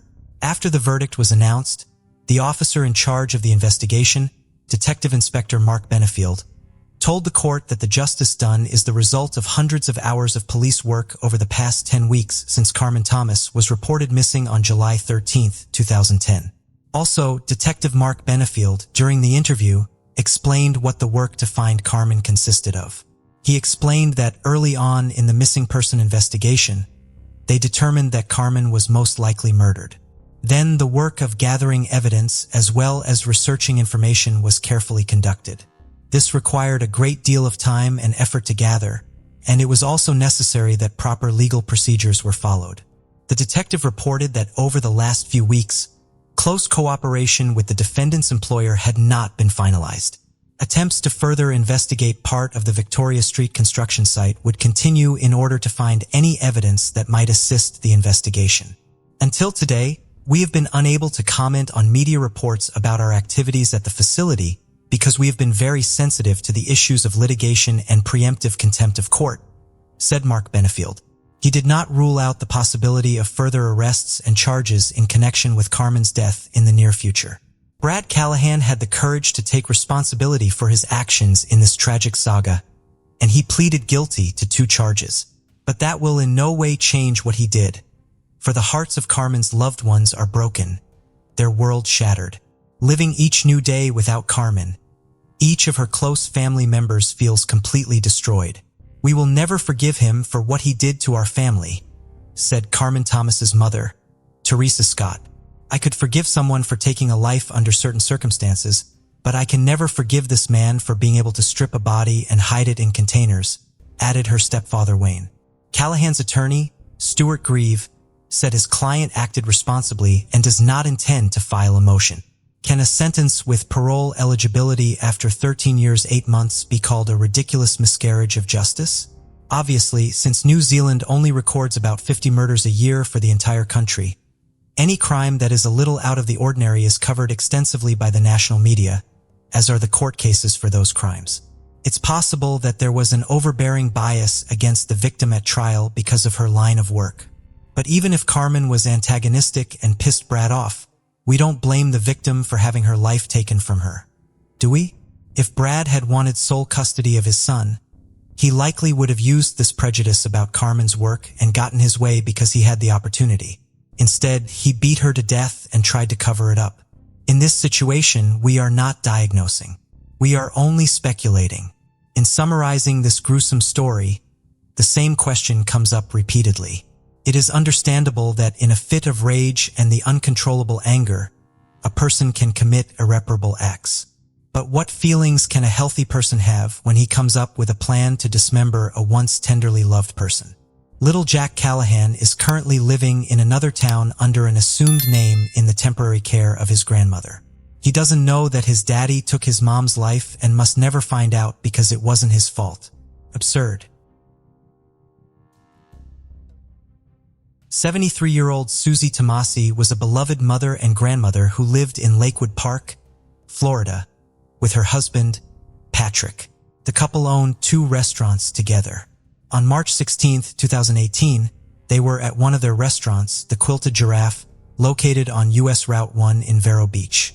It was a busy Friday night, and the restaurant was short-staffed, so Patrick was running around, juggling multiple tasks.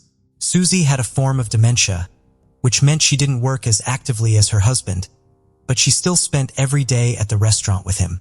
Patrick last saw his wife on the back porch of the restaurant, where she enjoyed reading. He went back inside to take a phone call, and when he returned outside, Susie was gone.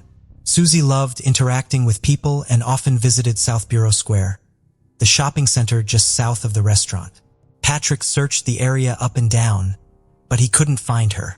He and one of his customers then got into a car and drove around looking for her. He went back to their home, but Susie had not returned there. At 6:48 p.m., he called the police. An extensive search of the immediate area did not locate Susie. The sheriff's office used a helicopter to search for her from the air, and her family searched on foot all night.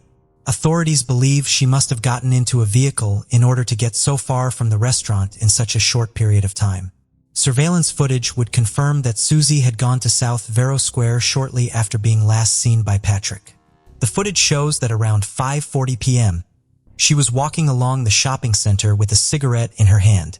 Authorities speculate that she may have been asking passers-by for a lighter. She walked out of range of the cameras at the southern end of the shopping center, and police could not trace her path any further. Dozens of volunteers came out to search a nearby wooded area, and potential sightings of Susie began coming in to the authorities. These potential sightings were all over Florida and as far away as New Jersey. Within the June 1st months after Susie's disappearance, the sheriff's office had followed up on more than 100 leads. None of them helped locate Susie. After Susie went missing, Patrick Tomassi decided to shut down the Quilted Giraffe for the summer in order to focus on the search for her. When the summer ended and Susie still had not been found, he decided to make the closure permanent. It was too painful for him to be without Susie. He auctioned off the restaurant's equipment and sold the property.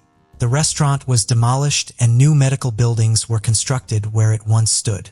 Susie had been missing for more than a year and a half when authorities finally had a new potential clue to present to the public. In October of 2019, the Indian River County Sheriff's Office released new surveillance footage taken the day Susie went missing, not far from where she was last seen. The footage taken at 6:04 p.m. appears to show someone on foot walking up to a white truck and speaking to the driver. The person on foot then walks around the front of the truck and gets into the passenger side of the vehicle. Despite the poor quality of the footage, Patrick Tomassi believes that Susie is the person on foot who gets into the truck. The sheriff's department is hoping that even though this new footage is of poor quality, it will help identify new potential witnesses to interview and leads to follow. The Tomassi family is still offering a $15,000 reward for Susie's safe return. 27-year-old Zachary Wilkes lived in Lompoc, California, and worked as a handyman. His parents had moved to the Washington, D.C. metro area, but Zachary and his younger brother Andrew remained living in the family home in California. He had a kind heart and was always willing to help people, whether they were his neighbors or strangers in need. Zachary had an aunt and uncle who lived in Las Vegas but had a houseboat on Lake Powell. Every year, either Zachary or one of his two brothers would travel to help them do work on the houseboat to get it ready for the summer. In 2017, Zachary would be making the trip. He had been looking forward to it because while he would be doing work, he enjoyed spending time on the lake. Andrew and a group of friends saw Zachary leave for the 7-hour drive to Las Vegas at 11 p.m. on May 24, 2017. Because he was leaving so late at night, Zachary would not arrive at his destination until very early in the morning. He told Andrew that he planned to stop at a casino once he arrived in Las Vegas to kill some time so that he would not show up at their aunt and uncle's house too early. Zachary never made it to his aunt and uncle's house, and no one in his family could get a hold of him on his cell phone when they tried calling him after he failed to arrive. His brother, Andrew, reported him missing on May 26. Zachary's family drove back and forth between Las Vegas and Lompoc looking for signs of Zachary or his black 1994 Honda Civic. They checked every route he could have taken, which involved searching 6 different highways. When they received Zachary's cell phone records, they learned that his phone had pinged on a cell phone tower that would have placed him on Highway 166. The time and location of ping showed that Zachary's drive had been going according to plan. The Wilkes family then hired a private contractor to fly search and rescue drones over the 6-mile radius of the cell phone tower and use their cameras to look for Zachary or the car. Teams searched remote side roads, campgrounds, and parts of the Los Padres National Forest. None of these efforts located Zachary or his vehicle. Around the time Zachary went missing, there was speculation that he may have left of his own accord to start a new life. He reportedly did not like living in a smaller city and had a desire to move to a bigger one. However, Zachary already had plans to move to a more metropolitan area. He had told both his mother and father that he was going to move in with them in their house just outside of Washington, D.C., as he had been welcomed to ever since they first moved there. Since he already had public plans to leave Lompoc, it is hard to understand why he would choose to leave in secret instead. Furthermore, it does not seem possible that Zachary could have funded such a move, as he left all of his money in his bank account and has not accessed any of his financial accounts since he was last seen. The mystery of Zachary's disappearance appeared to be solved in 2019. On October 25th, his Honda Civic was found upside down in a culvert off of Highway 166.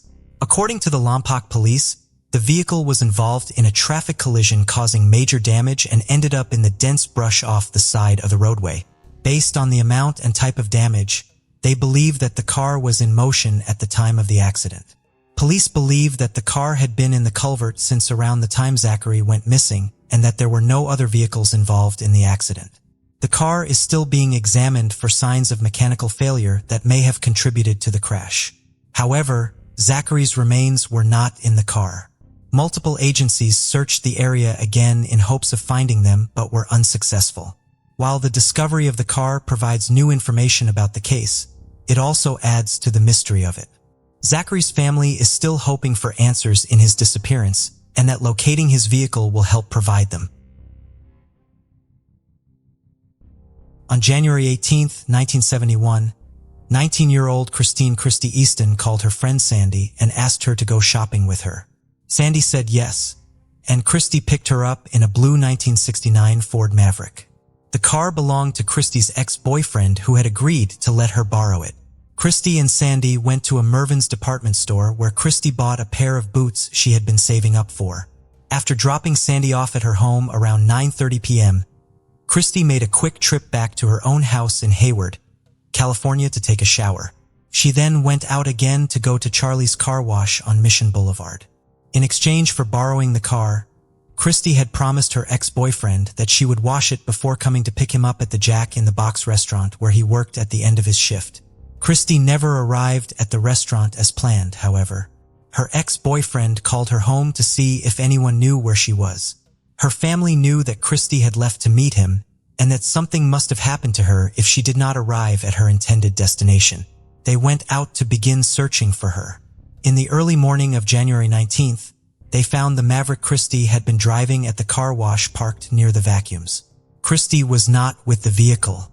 Her scarf and purse were left on the front seat, and papers that had been inside the car were scattered on the ground. These papers gave rise to conflicting theories about Christy's disappearance. At first glance, they seemed to be a sign of a struggle. However, at least one of the original police officers from the case believed that the papers had been on purpose to make it appear as though there had been a struggle. Because of her age, police originally believed that Christy had run off on her own accord. Her family was positive that they were wrong. On a pragmatic level, all of Christy's belongings were left either in the car or at her home. Furthermore, she was enrolled in classes at a local college and was due to start a new job at a bank that she was very excited about the day after she went missing. They also believed that running away was not in line with Christy's personality or past behavior. Christy had never run with a dangerous crowd or experimented with drugs. In 1970, she had graduated from Sunset High, where she had been a song girl, homecoming queen, and an active member of the theater department. She had a kind and loving personality. Her family feared that Christy's beauty may have made her a target for a predator. Christy's case was cold for decades. A new witness finally came forward in 2019 after the case was featured in the local media. The Easton family's initial concerns appear to have been correct. The witness believed that they had unknowingly witnessed Christy being abducted by two men. The witness had not realized what they were seeing in 1971. They saw two men in a white Ford van with distinctive side mirrors, sometimes called West Coast mirrors. One man was in the driver's seat and the other was putting a girl in the back of the van. The witness only saw the man putting Christy in the van from behind, but did get a passing glance at the driver of the van. In September of 2019, police released a sketch of the van's driver created with the help of the new witness. They hope that the sketch will help finally get answers in what is the oldest missing persons case in Hayward, even though it has been nearly 50 years since Christy went missing. There is still a $50,000 reward for information in Christy's case. As we delve into the Leslie Palacio case, it is impossible not to feel both bewildered and disheartened that justice remains elusive. Despite the police having all the evidence and knowing the killer's identity, he remains at large. This case highlights the challenges of investigating crimes when suspects flee beyond the reach of jurisdiction, leaving victims' families to hope that justice will one day prevail. The morning of August 29th brought unease to the home of Rosalia Palacio, a mother of 5 daughters. Her eldest, Kayla, came into the kitchen and mentioned that Leslie's bed was untouched. Her belongings were gone, and it was clear she hadn't spent the night at home. One of the sisters joked that Leslie must have had a great time at the club and probably stayed over at Eric's. But concern quickly replaced the humor, as Leslie had never done something like this before. Over breakfast, Kayla kept checking her phone, expecting a text from Leslie at any moment. As time passed and noon arrived without any word from her, the family's worry deepened, realizing this wasn't normal. By late afternoon, Roselia decided to go to Eric's house on her own and find out where her daughter had disappeared to. When the Palacio family members drove up to the house, they saw Eric's mother and his sister actively removing pieces of furniture and miscellaneous items from the house. Obviously, taking furniture out of the house is quite normal, but the situation itself and Mrs. Ibarra's crying face caused a very strange feeling for Roselia. Something was not right here. When asked where Leslie was and why Eric's phone was unavailable, Eric's mother and sister pretended that they didn't even know that the couple had spent the evening together. Rosalia once again clarified whether Leslie had slept over at their house that night because she knew from her daughter's messages that she was going to Eric's house. After receiving a negative response, Leslie's family realized the seriousness of what was happening. Fears became reality, and the family immediately took action. The older sister, realizing that Leslie could not have disappeared so easily, began calling local hospitals and searching the internet for reports of accidents in the last 24 hours. However, the search was unsuccessful, as were attempts to contact Eric. He had either turned off his phone or the phone with deed, as Kayla couldn't even hear the voicemail. Roselia had no choice but to call the police. The next day, August 30th, Leslie was officially reported missing. The move was the first in an intense fight for justice. Leslie Palacio was born on May 5, 1998 in Las Vegas, Nevada, USA. Her short but full life was full of love and caring for her family. Always open and friendly girl became a source of joy in any company, as she valued everyone she met in her life and was reciprocated. Leslie dreamed of connecting her life with medicine. After graduating from high school, she entered the Las Vegas Medical College. In 2020, she was already confidently moving towards her dream of becoming a phlebotomist and worked part-time as a lab technician, combining theoretical knowledge with practical skills. Leslie proved herself to be a talented student. Her academic achievements were admirable. She was able to easily assimilate new material and always strive to deepen her knowledge. That is why the girl decided to work part-time as a laboratory assistant. Unexpectedly, Leslie realized that she had found her calling and soon became an integral part of the team. Colleagues considered the student not only a responsible and professional lab technician, but also a warm, responsive person. The girl's duties included conducting various analyses and tests. But for Leslie, this work was much more than just a fulfillment of duties. She saw her calling in the ability to make the process of taking tests as comfortable as possible for patients. Her caring and patience created an atmosphere of trust, and even those who were apprehensive about the procedure, that she now had a super ability to poke people. The young optimist's vitality was evident in her every action. By all accounts, Leslie had the unique potential to become a sought-after and valuable specialist in the field of medical laboratory diagnostics, and she would have, if not for a dramatic turn of events. Leslie has been used to helping and caring for everyone since childhood. As the second of 5 daughters, she took on the role of mother when Roselia Palacio worked as a hotel cleaner. Roselia recalled her daughter kicking her out of the kitchen when she tried to cook dinner after cleaning more than 15 hotel rooms in a shift. "Get some rest," Leslie gently urged her. Wanting to relieve her mother's burden after work, her daughter took it upon herself to prepare dinners and, in her characteristic easygoing manner, found cooking to be a source of inspiration. From then on, she always made sure her family members were very well fed. And even if she was away and couldn't make the family dinner herself, she always called home to make sure everyone had eaten. For Leslie, family came first, and she easily inspired her sisters with her energy and ideas. For example, even during the pandemic, Leslie didn't let sports disappear by organizing workouts in the backyard of the house. She taured her mother various exercises. And with her sisters, she danced daily in front of the mirror to music. Her love of experimenting with hair color and image turned it into a joint business plan with her older sister to open a boutique. the sisters began designing and sewing dresses at home in their own unique style. When the coronavirus pandemic happened and Roselia was laid off due to downsizing, Leslie suggested her mother start her own small cleaning company and assured her that she would definitely help her with the cleanings in her free time from work and school. "Mom will be fine soon. You'll see," she assured Roselia. At a family council, they came up with a name for the company, the Palacio Cleaning Service. At the time Leslie disappeared, her dreams were just beginning to be realized. Their family firm had landed its first contract. But on August 29, 2020, all of the Palacio family's plans and dreams came crashing down.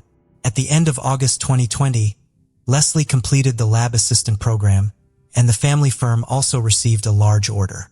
The girl decided it was time to take a break from the stresses and worries and enjoy an evening of dancing and fun. Especially the restrictions due to the pandemic were gradually being lifted, and Las Vegas began to come alive. Unfortunately, none of the friends wanted to keep Leslie company. Although people were beginning to let go of their fears and return to their normal lives, they still felt nervous and anxious at the prospect of being in a closed space with lots of people.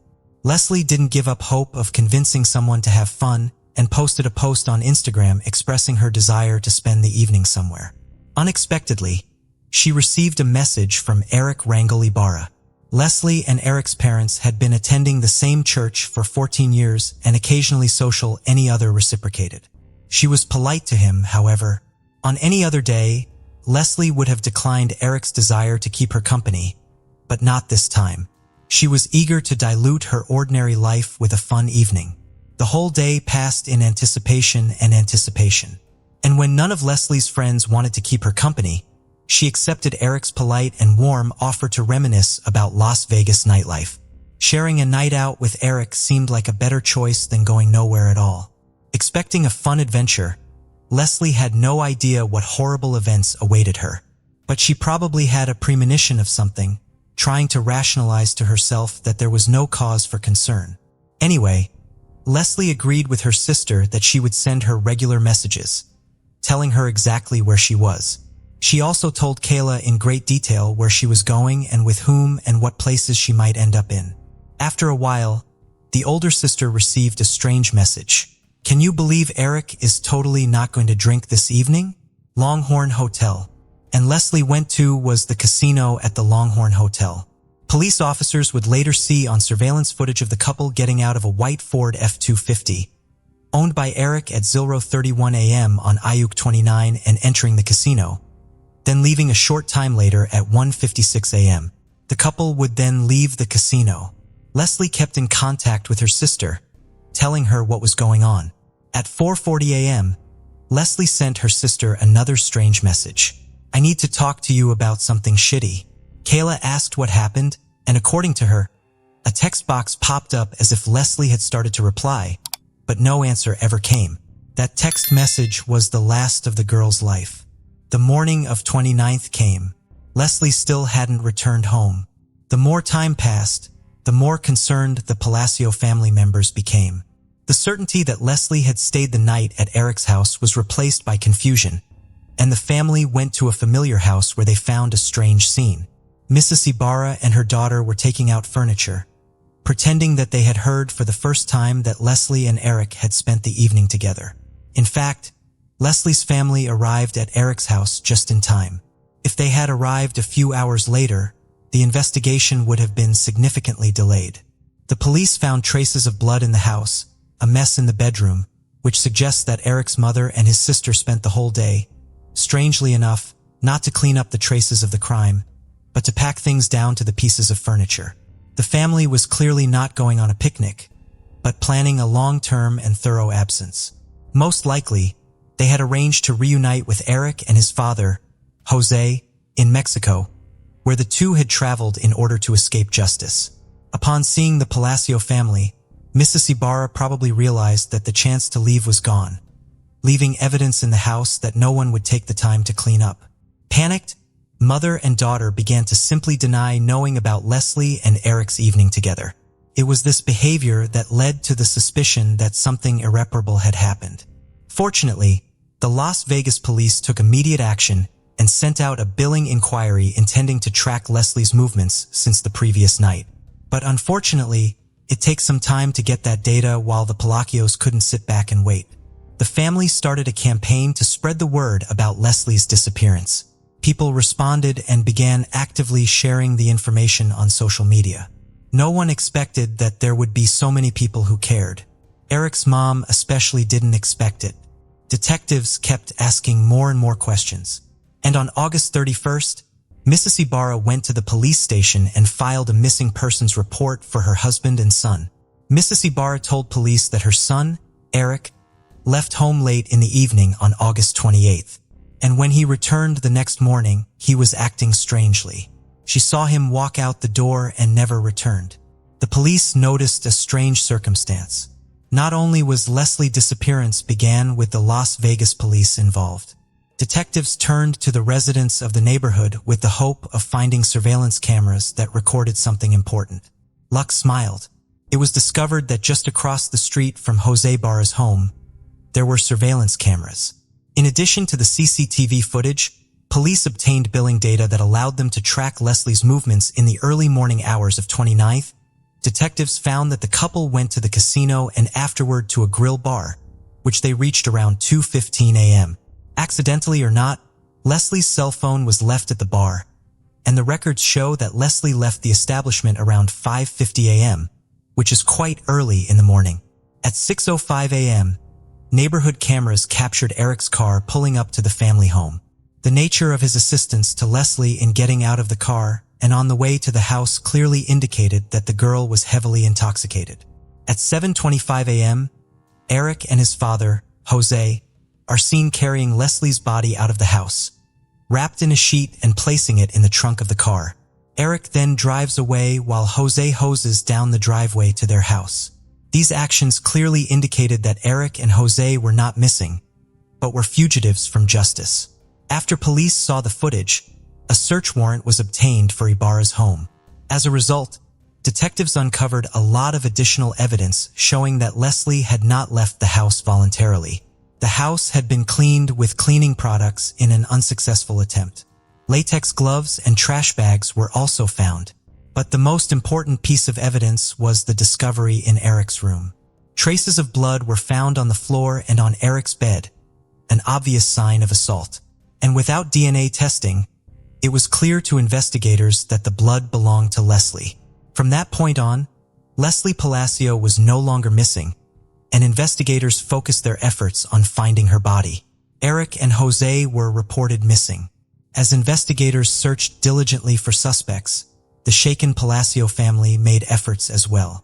Rosalia asked members of the church community to help search for her daughter's body as search volunteers. Flyers and posters with Leslie's photo and images of Eric and Jose appeared on social media, newspapers, and street poles. The Palacio family is asking the public to intervene and help them find these two men involved in the girl's death, was the message on each flyer.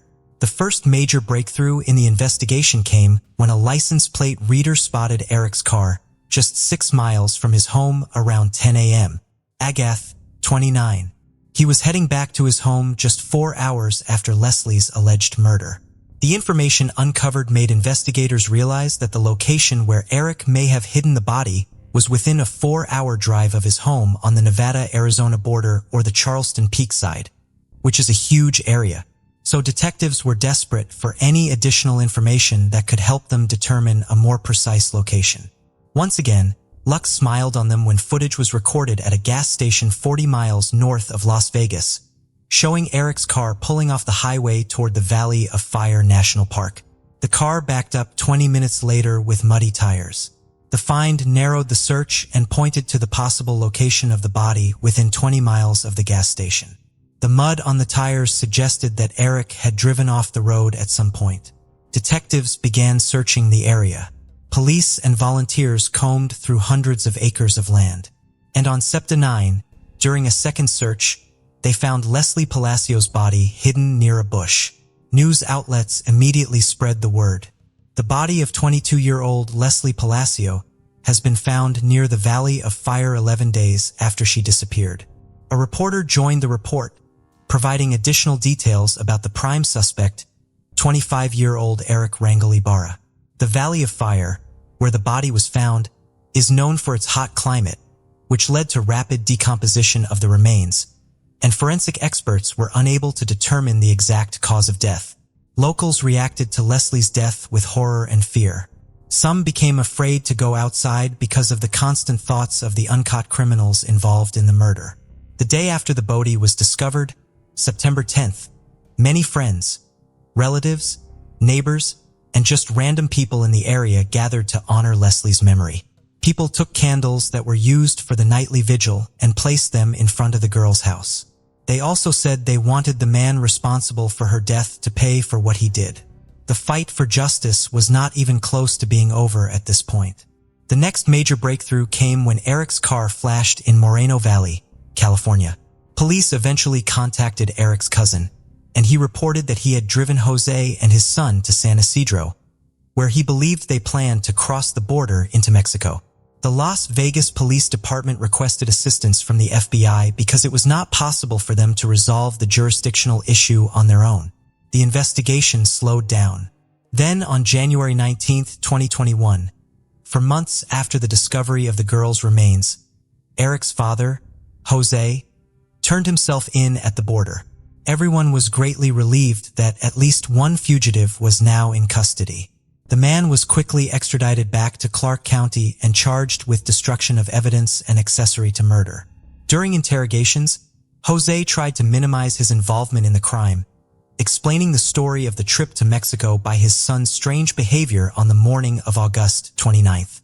However, investigators showing surveillance video footage debunked his false claims. The footage clearly showed him helping carry Leslie's body out of the house and washing the driveway. Faced with the evidence, Jose changed his testimony. He said he was working in the garage when Eric brought Leslie's body, wrapped in a sheet, into the garage. According to Jose, he panicked and helped his son load the body into the truck, assuming that Leslie had died of an overdose of illegal drugs because he saw no visible injuries on the body. Court documents indicate that Jose initially told police that, according to Eric, Leslie died of an overdose of illegal drugs. Jose also explained that Eric immediately talked about wanting to end his life, blamed himself, and so he decided that the best thing to do for his son was to take him to Mexico. When investigators asked Jose for Eric's current whereabouts, he explained that as soon as the two of them entered Mexico and boarded the bus was searched by Mexican authorities. He and his son got scared and decided to split up, thinking that apart, it would be harder for the authorities to find them. For this reason, he would love to help the investigation, but has absolutely no idea where his son might be. On June 18, 2021, Jose formally pleaded guilty to destruction of evidence and accessory to murder. Despite the horrific characteristics of his crimes, Jose Ibarra was sentenced to only 2 years in the Clark County Detention Center, causing shock and dismay in the community. The Palacio family was shocked and outraged by Jose's lenient sentence, which they felt was unjust. During the pandemonium, Jose Ibarra joined the court proceedings virtually, while Leslie's family and friends attended in person. They urged the judge to impose a harsher sentence, arguing that 2 years was not enough for an accessory to murder who helped dispose of the body and hid the perpetrator. Jose Ibarra pleaded guilty and tried to apologize to Palacio's family, saying his love for his son outweighed him. He expressed regret for his actions. However, Leslie's family did not accept his apology and did not consider it sincere. To date, Eric's whereabouts remain unknown, and he continues to live a free life in Mexico. Jose was released on April 28, 2022. Ophelia Markarian, attorney and representative of the Palacio family, commented as follows: "I am absolutely furious. This is simply unfair. Not only is the main suspect not in custody, now the one who was involved in covering up the murder is back in custody after serving 8 months 15 days. Over the past 3 years, the Palacio family has never gotten justice." Leslie's story highlights the flaws in the justice system and raises questions about fairness in dealing with serious crimes. The Palacio family is determined to fight to change the law in Neva because they believe that Weaver was involved in the murder should receive a longer prison sentence than 2 years. They hope that the perpetrator will be found and prosecuted in the United States, where he will be charged and given the punishment he deserves. Ofelia Markarian is directly reaching out to those who may know of Eric's whereabouts in Mexico. In every media interview, she calls for Palacio's family to be given a small measure of justice. Rick Hazelton grew up on May Street in Glens Falls, New York. In October 1986, at 23 years old, the aspiring musician decided to move to New York City. Many of his family relationships were strained, and most of his close childhood friends had either moved away or started families. Despite this, those who knew Rick were excited about his plans and looked forward to updates about his life in the city. However, after leaving Glens Falls, Rick never called or wrote to anyone back home. Concerned, his friends tried to track him down but couldn't locate him. Over the years, their search efforts intensified, yet no records of Rick's life surfaced after his departure. Eventually, several years after his disappearance, Rick's family had him declared legally dead. Brian Pynchon, Rick's best friend, was especially affected by his disappearance. The two had been inseparable, spending nearly every day together. To Brian, Rick was more than a friend, he was like a brother. Brian went on to become a police officer in Fort Edward, New York, and retired after 25 years of service. Over the years, he would lie awake at night thinking about Rick, haunted by the thought of never knowing what had happened to his childhood friend. He spent years working on the case in his spare time. He decided to dedicate the extra time his retirement freed up to further working on his investigation and learning what had become of Rick Hazelton.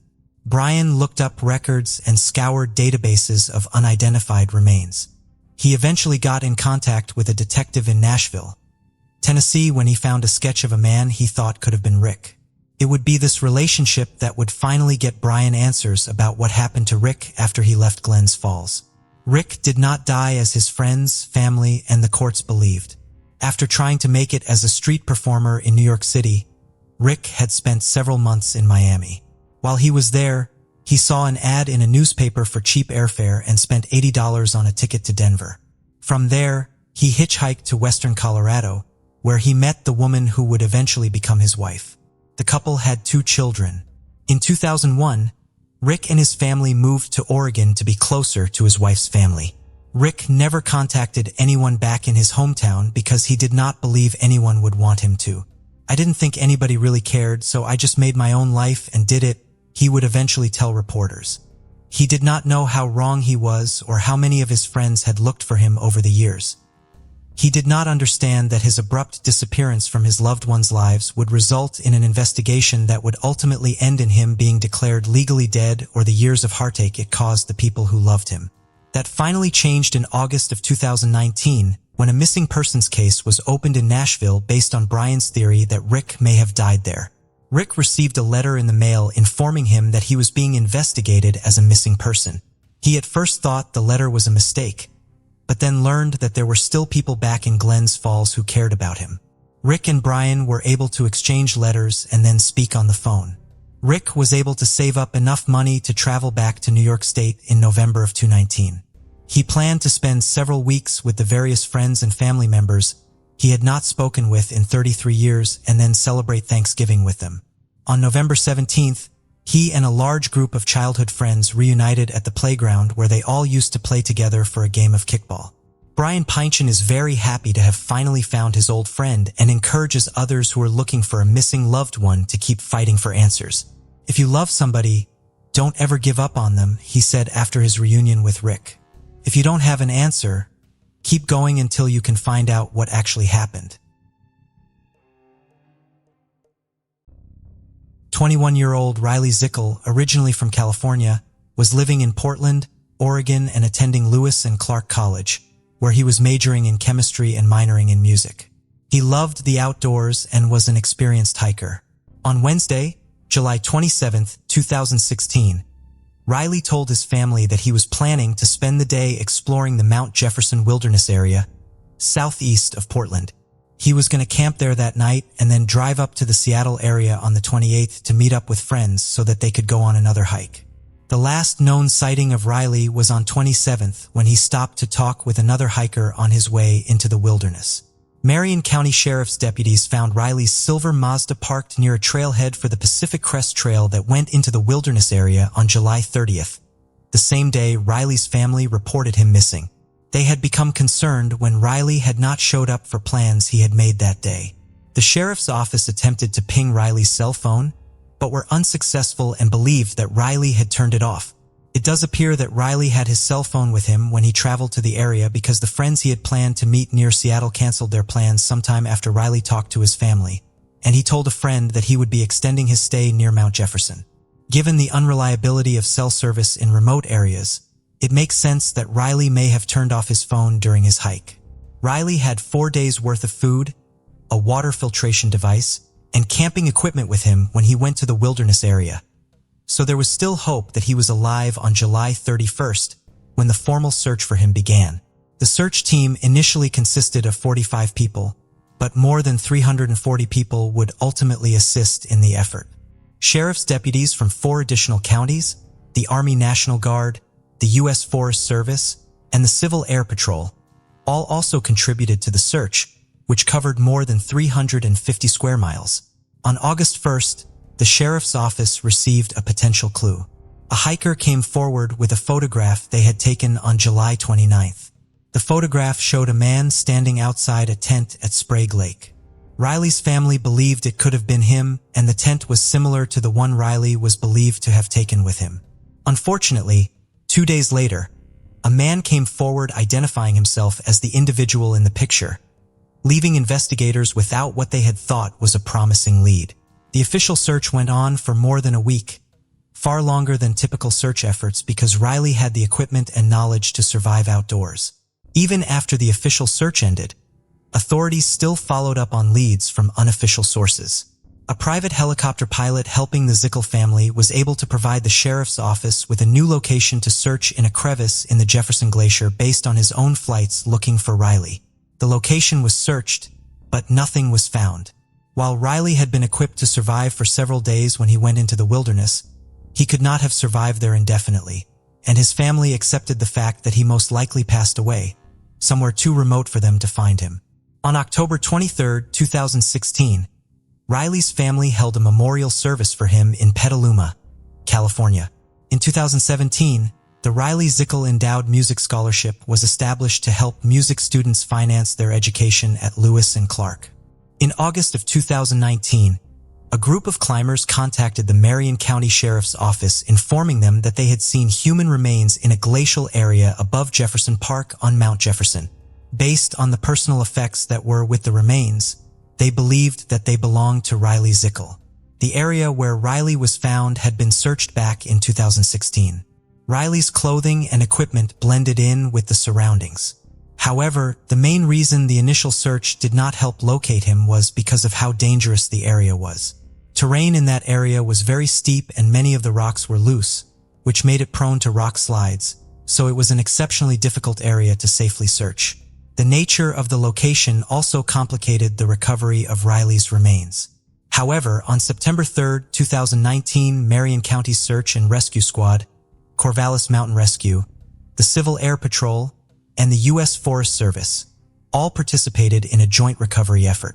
Riley's father, Robin, was waiting at the trailhead when team brought his son down from the mountain 3 years after he went missing. Riley's remains were taken to the medical examiner's office. On October 15th, the medical examiner positively identified the remains as Riley Zickel and released them to Riley's family. While Riley's loved ones had prepared themselves for the reality of Riley's death, locating his remains was still of the utmost importance to them because it both helped them honor Riley and helped them cope. I believe that when you suffer a loss, you learn to live with it. You never get over it, but you learn to live with it. Robin Zickel told the Press-Democrat after his son was found, "I was not able to learn to live with not knowing what happened." Hugh Turner was from Alberta, Canada, but he and his wife of more than 50 years, Joyce, spent the winter months at a home they owned in Mesa, Arizona. Even at 85 years of age, Hugh remained very active, working out 3 days a week, playing golf regularly, and taking daily walks around his neighborhood in the Red Mountain Ranch neighborhood in East Mesa. He left for one of these walks around noon on Christmas Eve of 2010. He never came home. A massive search was conducted to try to find Hugh. Hundreds of volunteers came out to assist members of law enforcement and area search and rescue groups in the effort to locate him. No sign of Hugh or any clues to his whereabouts were found during these searches. Hugh was mentally still very sharp, but his behavior on the morning of his disappearance may have indicated that he was beginning to have memory problems. That morning, he had attended a Christmas party and reportedly went up to a woman and asked her where he was. This raised concerns that Hugh may have been experiencing early signs of dementia at the time of his disappearance. Hugh's wife and 4 children struggled to cope with the void his disappearance left in their lives and the unease they felt at not knowing what happened to him. Joyce Turner was very lonely without her husband but continued to return to their home in Mesa every winter.